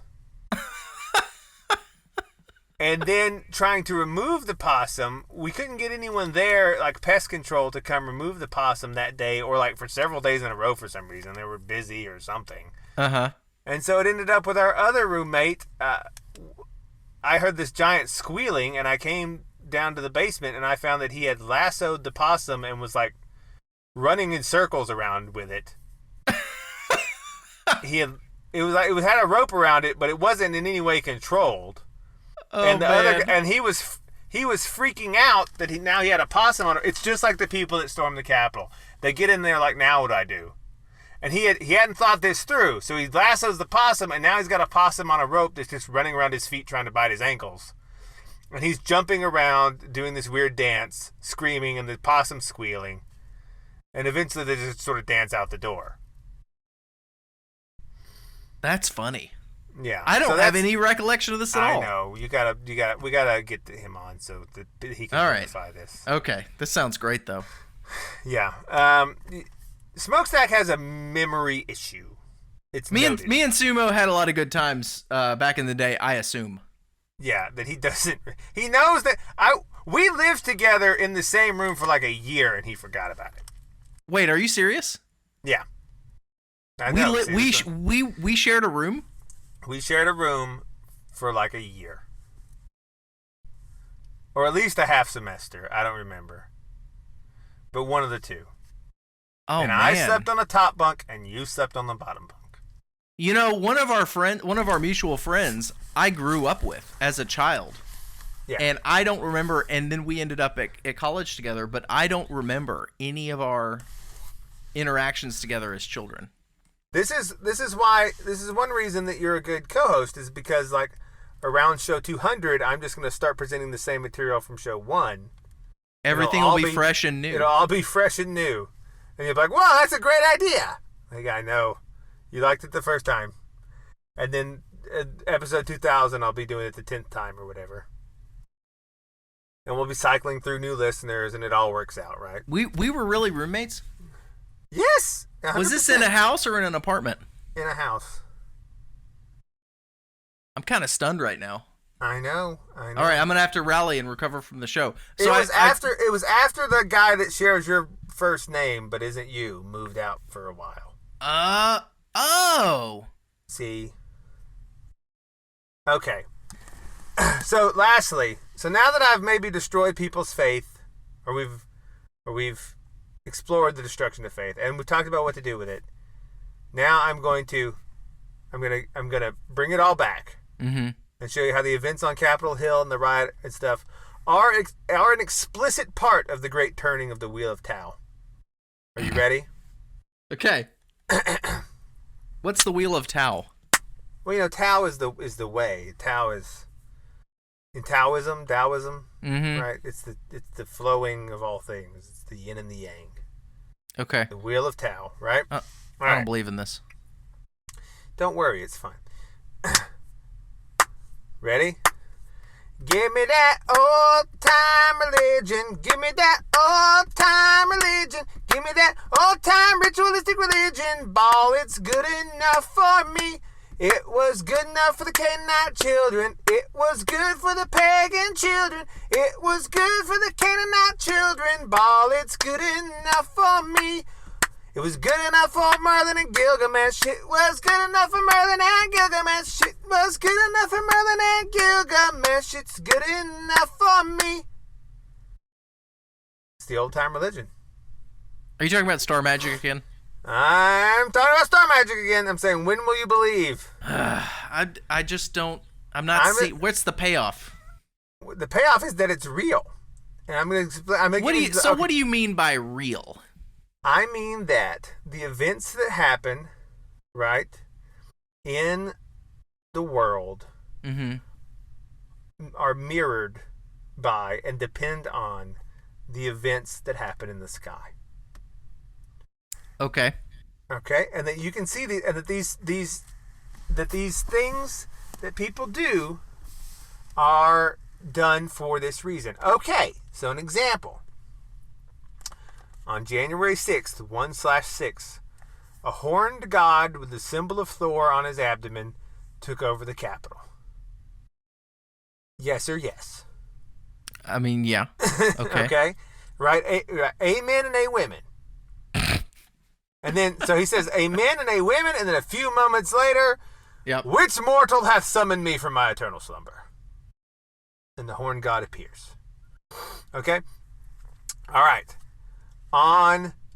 So that's in American notation, the month goes first, then the day. In European notation, it's day, then month, right? Okay. Okay, so on 1/6, we had a horned god.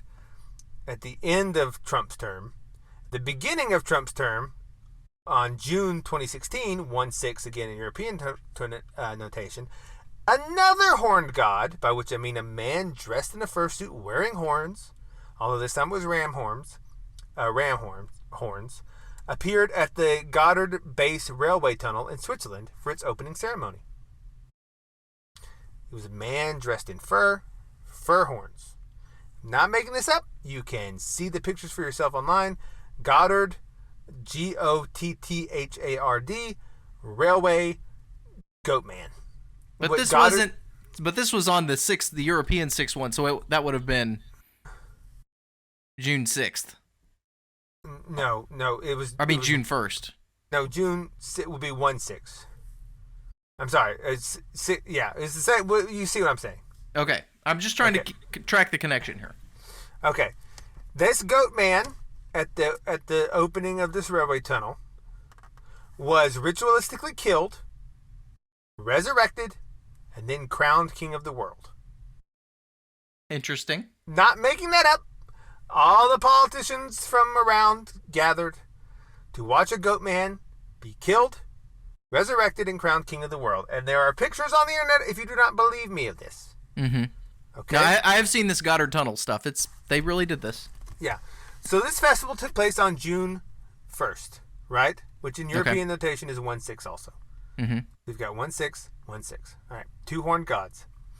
The two events are bookends. All right. I know you're not sold yet, so I will continue. What you witnessed on January 6th at the Capitol was a traditional Saturnalia pageant. In which you watched Jupiter, who is the same as Baal, right? If you trace the lineage of all these gods, it's basically the same thing, right? Same with Odin. Odin is Zeus, more or less. It all comes from the same Babylonian mystery cult. So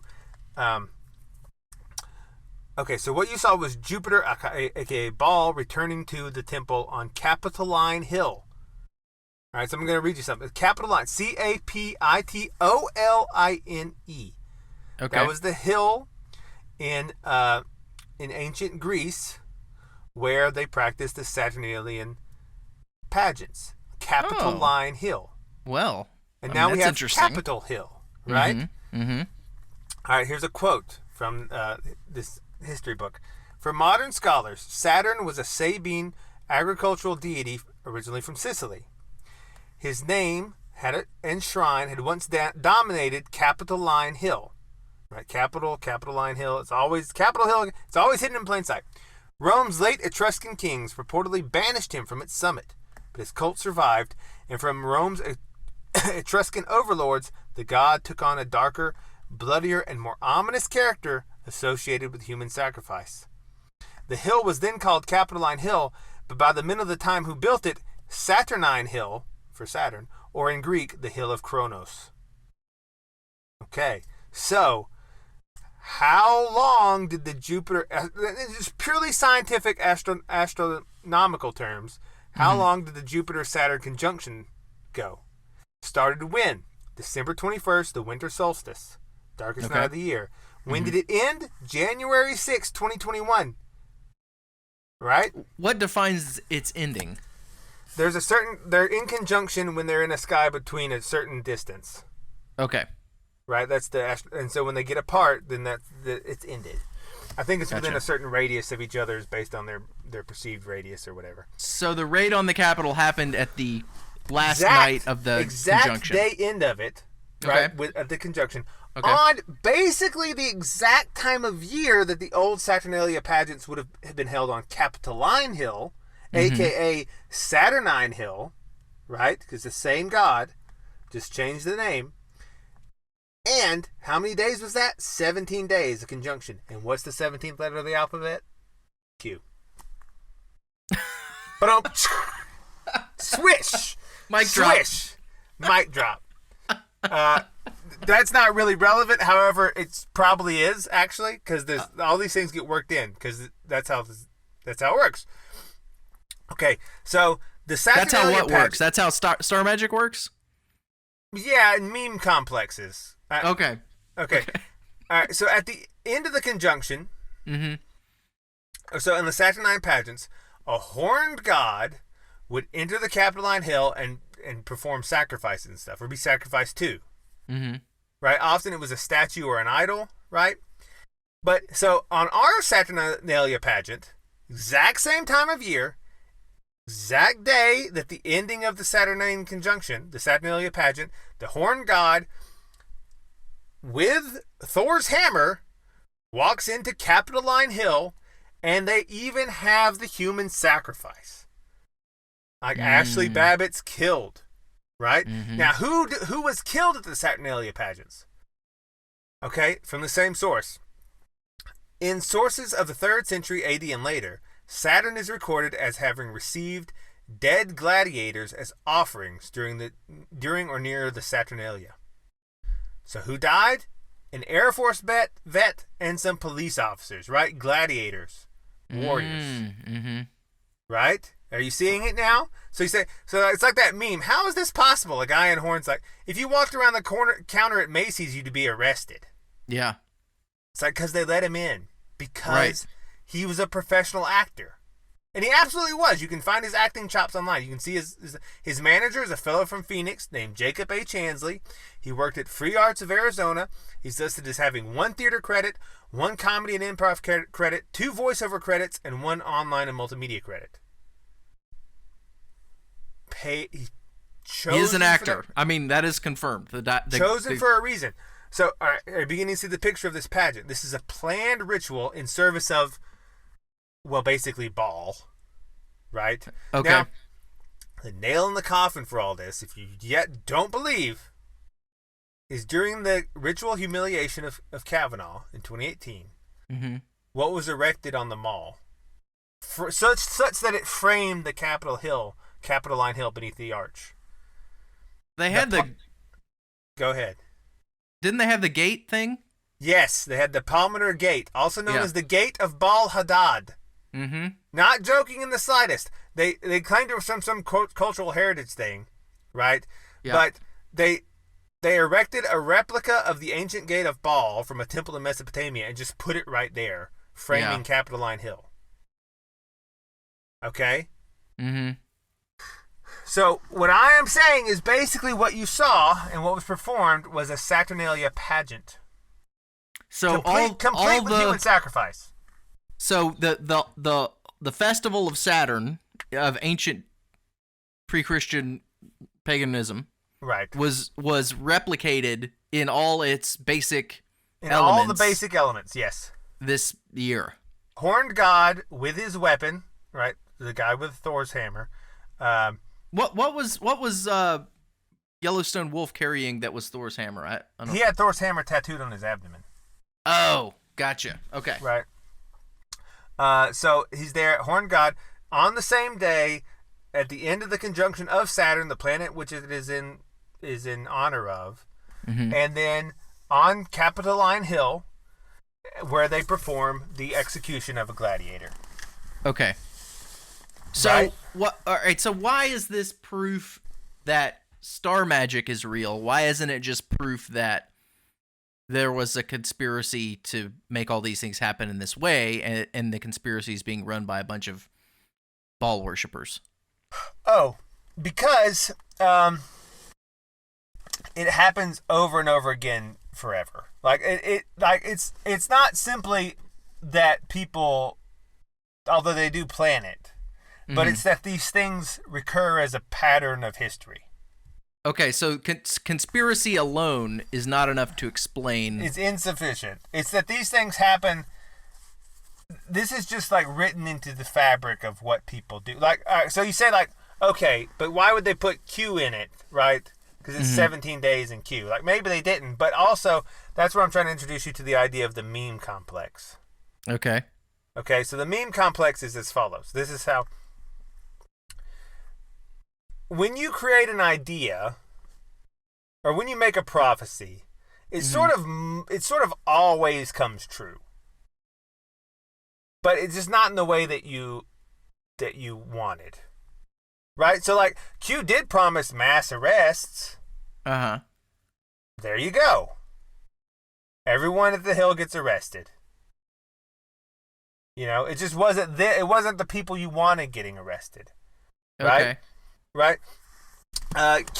Q did promise that there would be military action taking over the Capitol.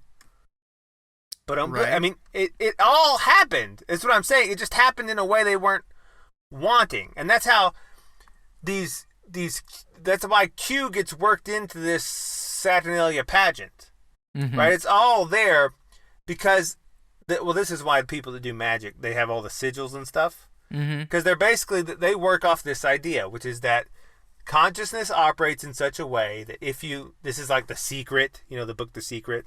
Yeah. That if you introduce an idea, that idea will come to fruition. However, it may happen in ways you don't want. So they have all these things to like ward off monkey's paw. Right? You know about monkey's paw? Is it where you make a wish on a monkey's paw and it crinkles up, but it comes true in a horrible way? Exactly. Okay, that's where the saying. This is where the saying "Be careful what you wish for" comes from. That's why that's like folkloric received wisdom. Because Trump used that line in his recent speech in Texas. Yeah, exactly. So when you wish for things, it will probably happen, but not in a way necessarily that you want. Which is why people that do magic, they have all these ways to try and like exclude. Like it's basically like trying to make a wish with a trickster genie. Okay. Like, I want this to happen, and then you say, but not in this way, and not like this, and boo-ba-doo.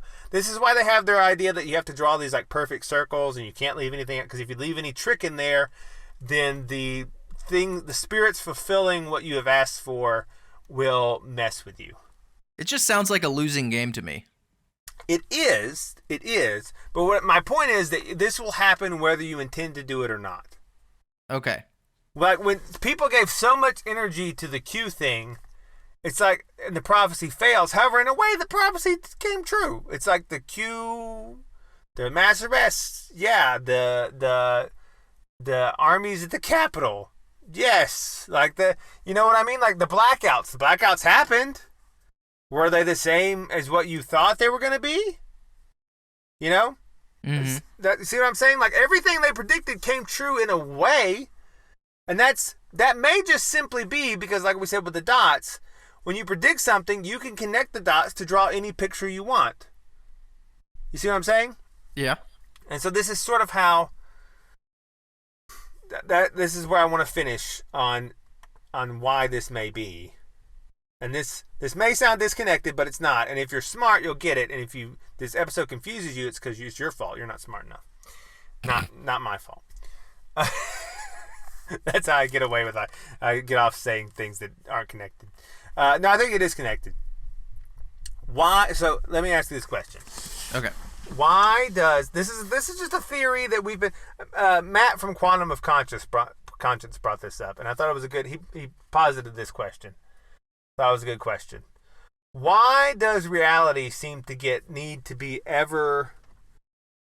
The absurdity factor is always ratcheting up.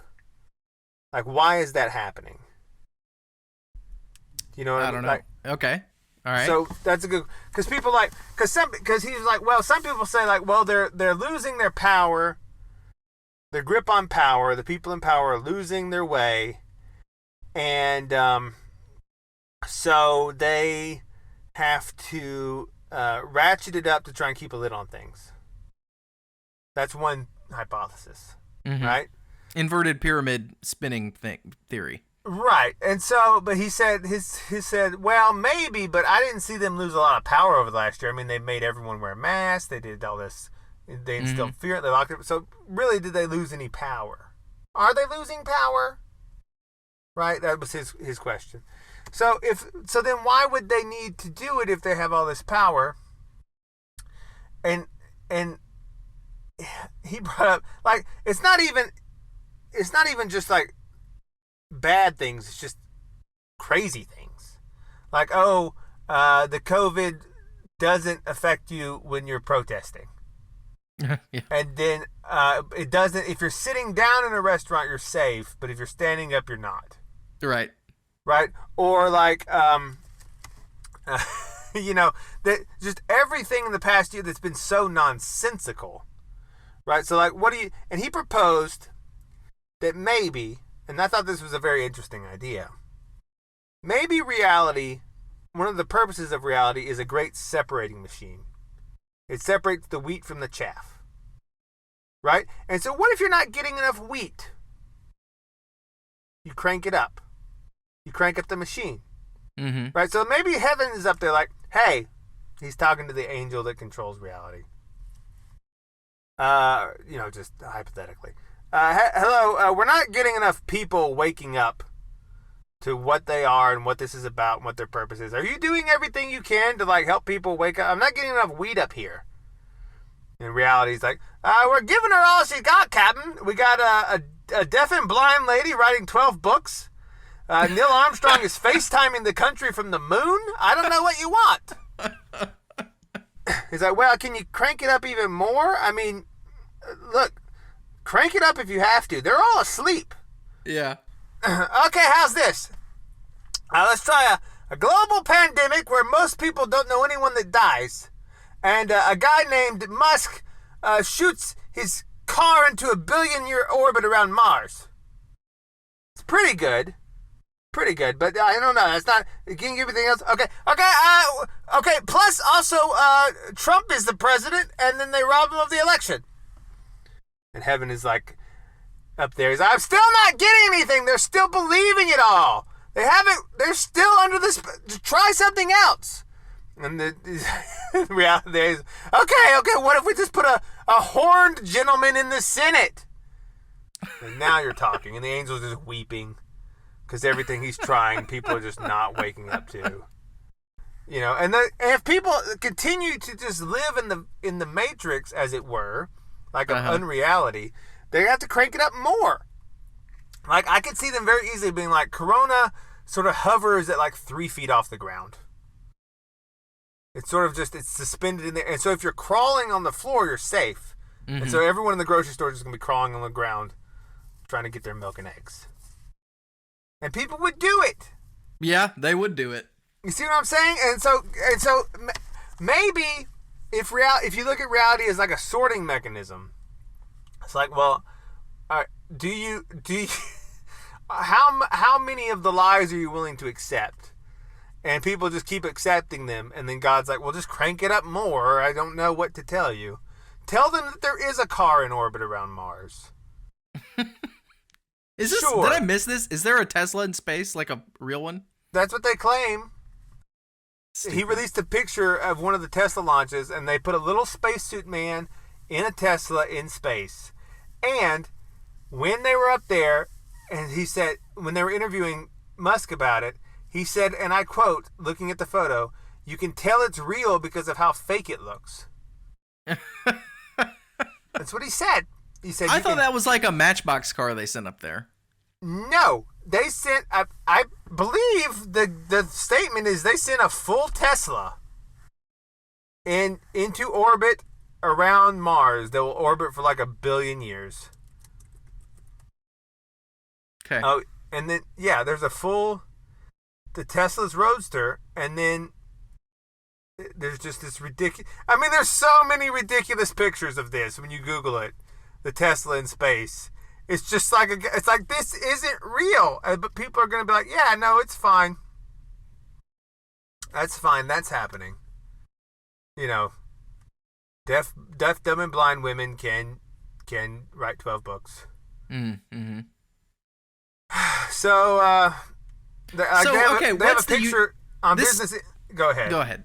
Well, okay. My question here is, this star magic argument that you're making only seems to pay off after the thing has already happened. Like, it's only apparent when you're decoding it from after the fact. You mean, can you make predictions? Right. So, I cannot make predictions. But the level of coincidences that would need to happen for these same patterns to happen over and over again just sort of beggars belief. Mm-hmm. And so it may be that predictions can be made, but it's just beyond me to recognize it. Or it may be that the retroactivity of it is the purpose. I don't know.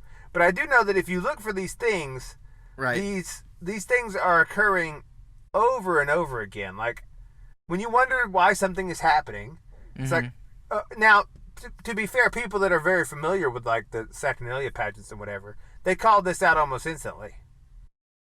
They're like, oh, yeah, it's a Saturnalia pageant. Like, that's exactly what it is. Like, people that, you know. So, maybe if you're familiar enough with the source material, you can. Okay. I don't know. But right now, I just know I'm looking at a Business Insider article, and it has a picture of stars. Mm-hmm. And they've circled one of the stars in red with an arrow and said, that's Elon Musk's car. Like, see, that's it right there. We know that one's it. That's the car. Well, like, I guess I'm looking for payoff here.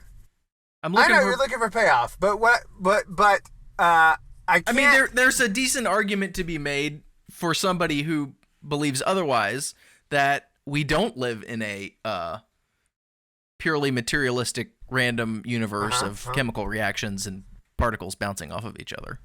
Right. So, okay. So if you want to, you can use this idea to attack somebody's purely materialistic worldview. Yes. It's like, okay, sure. But, you know, I see a danger in someone just falling off the cliff into sorcery or whatever, astrology as the primary component of their worldview, which would be bad. Well, you know, I think you gotta not worry about such things. I look at it from, like, you know, you don't know what you're doing is going to be useful until you figured it out enough. Right. Like, people just, they toy with things, and they're like, oh, this is some, and then at some point it clicks, and you're like, aha, I see. Because you got to keep in mind, the people that do this aren't doing it for no reason. Well, it does. So this stuff does explain it. It explains the behaviors and the it outlines the ethical system of the evil people that have power in the world. Right. So I could get having an understanding of this stuff does it does help you understand people like, you know, the World Economic Forum and Klaus Schwab and, you know, the powerful politicians, American politicians and you know, Jeffrey Epstein type people, right? Yeah, but it's also how they get away with stuff. Like it gives them power. Okay. Right? And so when you see it for what it is, you can. I'm not saying that you need to do counter rituals, right? But I'm saying, like, what they're doing is they're doing these rituals to draw down certain astrology powers. Meaning that they believe that Saturn is in a certain position right now, meaning that it has influence over certain things in the sky, and if they summon that down, those same influences will be invoked on Earth over the same groups. Right. And that, my point is that seems to be working for them. It does. So, you know, I can't let this just be passed over without saying that I do believe that they are doing this, that there is real power in it, but that also it is forbidden by God and that it is evil and that Christian people should have no part in such things. But understanding that that's what they believe, and that is the mystical, the spiritual tradition that they practice and that informs their decision making, is useful to me to understand that. Right. But in perceiving the events of the world. See, but there's I think it will happen anyway. What will happen anyway? Like, you're always influenced by the stars. Well, okay, maybe, but that's a different argument. But I guess one point I want to make is that trying to wield that power, I believe to be an evil thing, and we should not do it. I agree. Trying to wield the power is bad, but you can look at the stars if you know what's up and sort of see what's happening. Just sort of as a trends of history sort of thing, cycles of history thing. But also it's like a.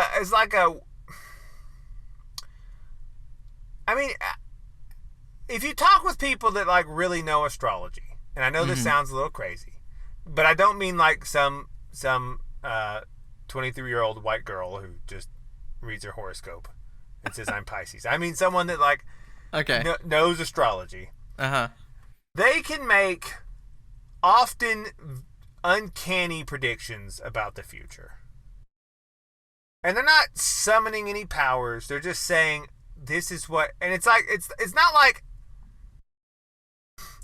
on this specific day X will happen. It's like this quarter or this moon, people will be given over to this sort of temptation or this sort of, and it happens. And I don't know what to make of that. So it's like kind of a zeitgeist, mass human behavior. It's like a zeitgeist reader, engine. And then, but then you say, okay, so I'm not sure. Like I said, I'm not sure what the payoff is for the average person, except to the idea that they are connected to the stars and that that may be manipulated against them. I think is something they need to know. Okay. I don't know. Like I said, I'm not sure what I would do with this yet. You know, except I mean, maybe I should cancel my plans for a mercurial maps pageant that I was going to hold outside your house. No, when you weren't looking. Please don't. And to summon good energies for you. But you see what I'm saying? Like these people do these things, and when you look at the number of the number of coincidences that have to occur for these patterns to play out over and over again, it becomes sort of overwhelming. Like the horned god to appear multiple times carrying his weapon on the Capitol Hill, the Capitol Line Hill. Like D.C. itself, District of Columbia. People don't even ask, like, why is that? Columbia is Isis, like the Egyptian goddess Isis. Oh, okay. Like Columbia is the goddess of America. When you trace it back, like where they got that from, when they were first doing it, it's like it's the same as the Egyptian. It wasn't god named of after Christopher Columbus. No, that's what they want you to think. That's what I mean. It's the people are like, oh, it's Columbus. No, it's Columbia. And there's even statues of Columbia / ISIS in the D.C. And she was on a lot of early Uncle Sam posters. Okay. Of Columbia. It's not Columbus at all. People are like, oh, it's Columbus, but no one ever says that. It's like, no, it's Columbia. And so when you look at all these things, you're like, oh, I see. They're doing this weird star magic occultism, and it works. I'm not saying you should do it, but it is present, and you need to realize it. Like, you can't be blindsided by it. Half of your defense is realizing that it's there. So I wasn't even aware that Columbia is some sort of a pagan deity. Yeah. Okay. Yeah. And that's what our capital, the capital of the United States of America, is the district of a pagan goddess. Okay. Right? And then you're like, but no one ever mentions that. And that's weird. You know what I'm saying? It's sort of like on the, I always go back to the money. I was looking at a $1 bill this morning. Yeah. And, there's a pyramid with an all-seeing eye on it. And it just goes for, it's just not even considered why the federal government of our nation would put that on our money. Exactly. It goes unconsidered by people that consider this a Christian nation. Right. But, that sort of thing, and I guess Columbia would be another example of it. Okay, so Columbia, the lady in the flag with the blonde... curly hair. And they're like, oh, it's for Columbia. It's not. It's right. It's. I mean, maybe that's right, but it's. Uncle Sam's girlfriend. Yeah, this World War I. Columbia and they're it's basically Isis, the goddess Isis. When you dig into it, and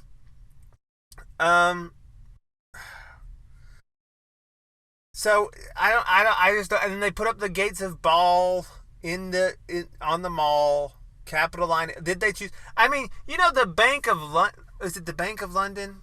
I forget. Is built on top of a sacrificial site to somebody. I think we've covered this before on the show. Yeah. Yeah, it's like they're not doing.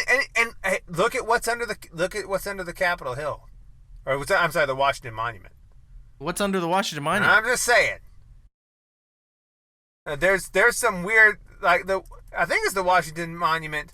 Like what's under it? There was a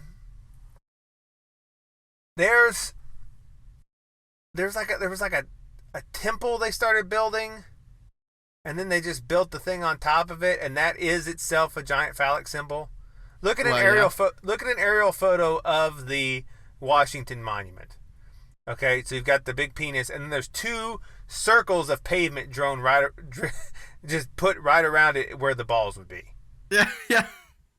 I mean, the architecture and the symbology of Washington D.C. is the biggest argument for me that our government really is at some level a pagan cult that does practice star magic. That's what I'm trying to. Because they laid the whole city out as a giant monument to magical beliefs. Same with Australia, than their capital. It's laid. It's just look at the layout of Canberra, and it is laid out. Well, first of all, it's laid out in a vaguely pentagon shape, Yeah. but then everything it's laid. All these Masonic symbols are just like in the ground. Like it's not even that. It's not even that hard to look at it. Like you look at an aerial photo, it's like, oh, there are these concentric circles with these like interlocking, like you see the compass shape, you know, and then it just gets. You gotta start seeing that people really do this stuff, or you're gonna keep getting blindsided by it. Right. Okay. You know. Well, that's what it's kind of a know your enemy sort of thing. It's like my enemy believes these things about reality and practices these religious disciplines to get these sorts of powers in order to pursue these ends. That's useful information to know. Yeah, but you can't start people there, just like you can't start people with Jefferson, the Epstein. Right. You can't start with like, hey, they practice Masonic star magic. You gotta start with like JFK or something. Yeah. Because it's just too much. What if the Washington Monument is just like a giant George Washington robot? Well, I'm looking at some pictures right now of the Washington Monument being built on top of what looks like a Mayan step pyramid. Exactly. But I don't know how real these photos are. those I think those are real. But what if the Washington Monument is just what if there's just a giant underground George Washington robot and they just have his penis coming out only, and when he's activated he just emerges from the ground like Voltron style. That would be something. Yeah, it's built on top of this Mayan pyramid shape, and it's the old gods, quote unquote gods, never left. That's what you got to get through your head. Is there's still Baal worship? It's just Baal worship is still going on in DC, and we just witnessed a big pageant of Baal worship. Yeah, and it's just, I know it's hard for people to understand. Okay, but well, it explains the behavior of these freaking weirdos that occupy that city. Yeah, that they would be in, that they keep getting caught in all this crazy stuff. It would explain a lot if they are Baal worshippers. Right. And then because it makes all their behavior, what makes their behavior make more sense? That they're just weird, stupid eccentrics that blast rave music from the FBI, or that they are practicing some sort of ritual behavior, as every other elite group of rulers in world history ever has. They've all done this for eternity. So really, the song that was being played at the FBI was "If I Can't Have Ball." If I can't have Ball, yeah, I'll just take Thor, baby, or whatever. I don't know. Okay. You know. I'm trying to be consistent with my commitments on the show. So I finished Dark Winter by Anthony J. Tata. Oh, good job. It was terrible. It was a terrible book, but I can give you a couple of little pullaways or takeaways from it. Hit me. Okay, so audience, if you think that Joe Biden is reading his script from the book Dark Winter, I'm going to largely disappoint you.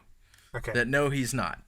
Okay. It's the 10-second summary of this book is that a Jeff Bezos type tech oligarch tries to take over the world by uniting a la Lord of the Rings the power of the Russian, Iranian, and North Korean militaries to start a nuclear holocaust, and he will come out as the ruler of North America. That's basically his plan.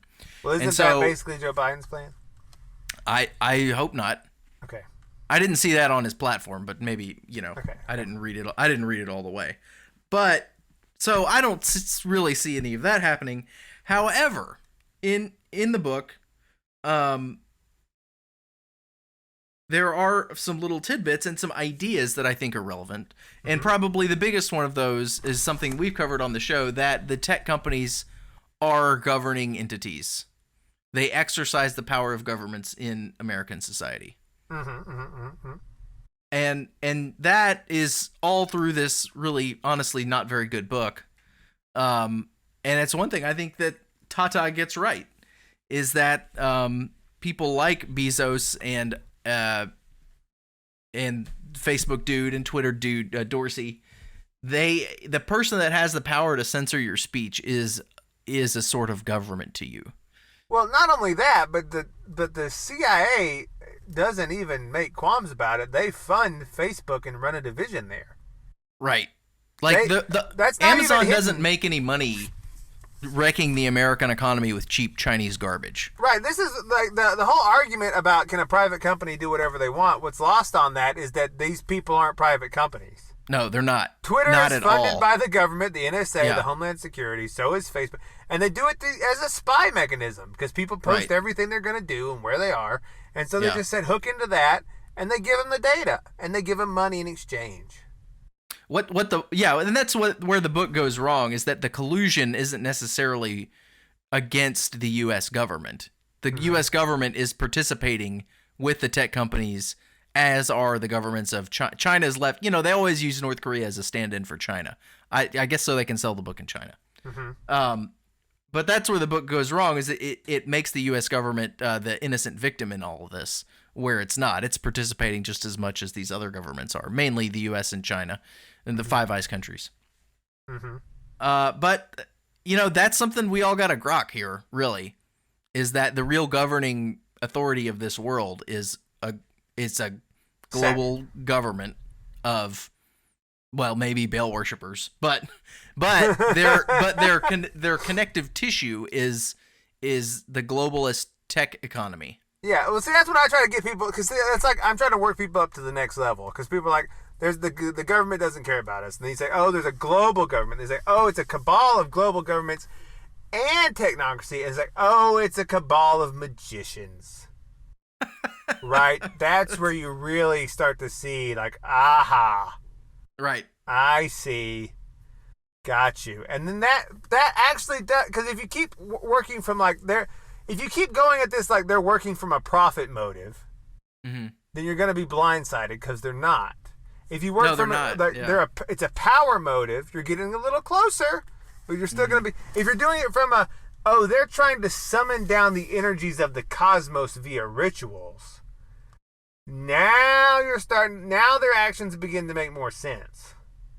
So that explains why the Ishtar Gate was erected in Washington, D.C. Right. That's it. Okay. And why they do so many things. It's why they're so interested in the Middle East. They want these old holy sites, holy to their minds. It's not about the oil? The oil is there, and it's an important point, but they want to control, like, the Phoenician temple sites. You see? Uh-huh. I see what you're saying. And that's what they really want to do. They want to, because the Muslims don't, you can disagree with Islam, but they don't want to worship Baal. Mm-hmm. And so they're like, well, we'll just kick them out. We can put up our new temple there, and it'll be like the UN something or whatever. But then when you look at it, you're like, oh, this is built like an exact replica of the old Baal temple. Isn't that interesting? You see, that's why they're so interested in the Middle East and stuff. It's not. Mm-hmm. It makes their actions suddenly because there's oil everywhere. Go get oil from South America, right? Go attack Ireland and get its oil or whatever. There's oil all over the place. Right. We so don't. People like we don't need to get it from the Middle East. You can while you're taking over the holy sites, you can pillage the oil, sure, but really, what you want is these sites of quote unquote power, which probably are real, where these, I'm not sure how it works all yet. I'm not a functioning magician. So was the revolution in Egypt really more about getting a hold of the pyramids? Yes. Okay. 100% it was. I mean, I know that people are like, no, they want the pyramids because the pyramids are there. The pyramids are in the shape, again, star magic. The pyramids mirror the belt of Orion. Right. Right? And then it's just this whole thing. And it's like, how does it work exactly? I'm not sure, but you better believe they're interested in doing it. Mm-hmm. Right? And one of the ways maybe if you're being a coyote is just to not live in a historical place connected to star worship. Probably good advice because for then anybody. they won't be that interested in you. Right. You know? But yeah. Well, I did have one little quote I wanted to share about the siege before we wrap the show. I don't know how much you have left to cover, but no, I'm good. James White on Twitter, Dr. Oakley 1689. The House of Representatives mocked God in its opening prayer. A matter of hours, that was the Amen and Ah women bit. Yeah. A matter of hours later, their chamber was broken into briefly by a mob, and they had to go running for safety. Honest answer, are you uncomfortable thinking there is a connection? I'm not uncomfortable thinking there is a connection. Now, we're operating at a little bit simpler level than Star Magic. Right, because they're acting like it was a punishment. And I'm saying, no, that right. is the god they summoned. Right. Is the horned god. Okay. Right, that's what they were going for. If I'm looking for cosmic explanations of the siege of the Capitol, I'm a little more on James White's side than I am on Star Magic's side. Although both could be operating at the same time. Yeah, but I'm just telling you. See, I forgot what I was gonna say. Okay. But it might be time to hit the outro. I was just telling you. Hold on. Cancel outro. Wait. Okay. All right, cancel outro. I've canceled it. Yeah. So is that see, I don't remember what I was gonna say yet, but I feel like if I remember it, it'll be good. I already canceled the outro. I know. Okay, cancel the outro. I just like that. I know. I got a clip I wanted to play before we stop. This is a construction worker walking around DC describing what he sees and reacting to it, and I don't think it really needs much more setup than that. Okay. What's up, guys? New update. Friday, 0630, Washington, D.C. And it ain't the police doing the checkpoints no more. It's full out military. Holy shit. I want to show y'all something. See this? See this military right here. All armed. I'm about to show you something very scary. These are big checkpoint gates. I'm going to show you something. This shit is fucking crazy. This isn't Metro PD. This isn't the Secret Service or the Park Police. These are Humvees with M60s and saws and M4s, and they're all loaded. And that don't look like riot control to me, but check this out. Look at these barricades with these personnel tunnels and shit to go through. I'll give y'all another update in a minute. I'm walking up to my job site now, so I gotta check in. But the U.S. look at this. This thing pops up so cars can't drive through it. This is what our intersections look like now. If you need all this to protect your inauguration from the people, maybe the fucking people didn't fucking elect you. I gotta say, I'm sympathetic with the sentiment. Yeah. I mean, is occupying the government with the military to prevent civilian protest fascism or not? I get confused. It used to be fascism a few months ago. Yeah, that used to be fascism. Now, what is it? I don't know. They're acting like they feel real guilty and insecure, though. I mean, a 12-foot wall, full militarization of the Capitol, no one in or out, total lockdown. Yeah. Baghdad Green Zone. Well, that's because Trump is going to enact the plan. Just listen. I'm still going with it. May as well. But yeah. Trump is going to... They're all trapped in there. They're all trapped. By the way... So the inauguration is going to be the mass arrest event. Maybe. Or by the way, how fat is our National Guard? Have you looked at some of those people? Yeah. It's bad. Like, China has got to be looking at this going, this is going to be so easy. They got fat women eating takeout Chinese in the Capitol, thinking that's gonna protect them. I mean, the Chinese have got to be like, they're going to win at this rate. Mm-hmm. There's not even, and they should. They should. Really, I've got the soundbite to sum up what probably is going to happen on the 20th. You ready? Sure. Hamburger, bang, bang. Hamburger, bang, bang. I mean, they're all so. I posted. I did this one on the Facebook. Okay. Because I wanted to troll some of the people that are like military. Like I just posted a picture of all the fat service guards that we must secure the Burger King. No one liked it. No one liked it. What's Facebook? You know, they don't. They were so fat. Why are they all so fat? Cast not your pearls before swine. I wonder what the swine American survival strategy is. I think you're looking at it.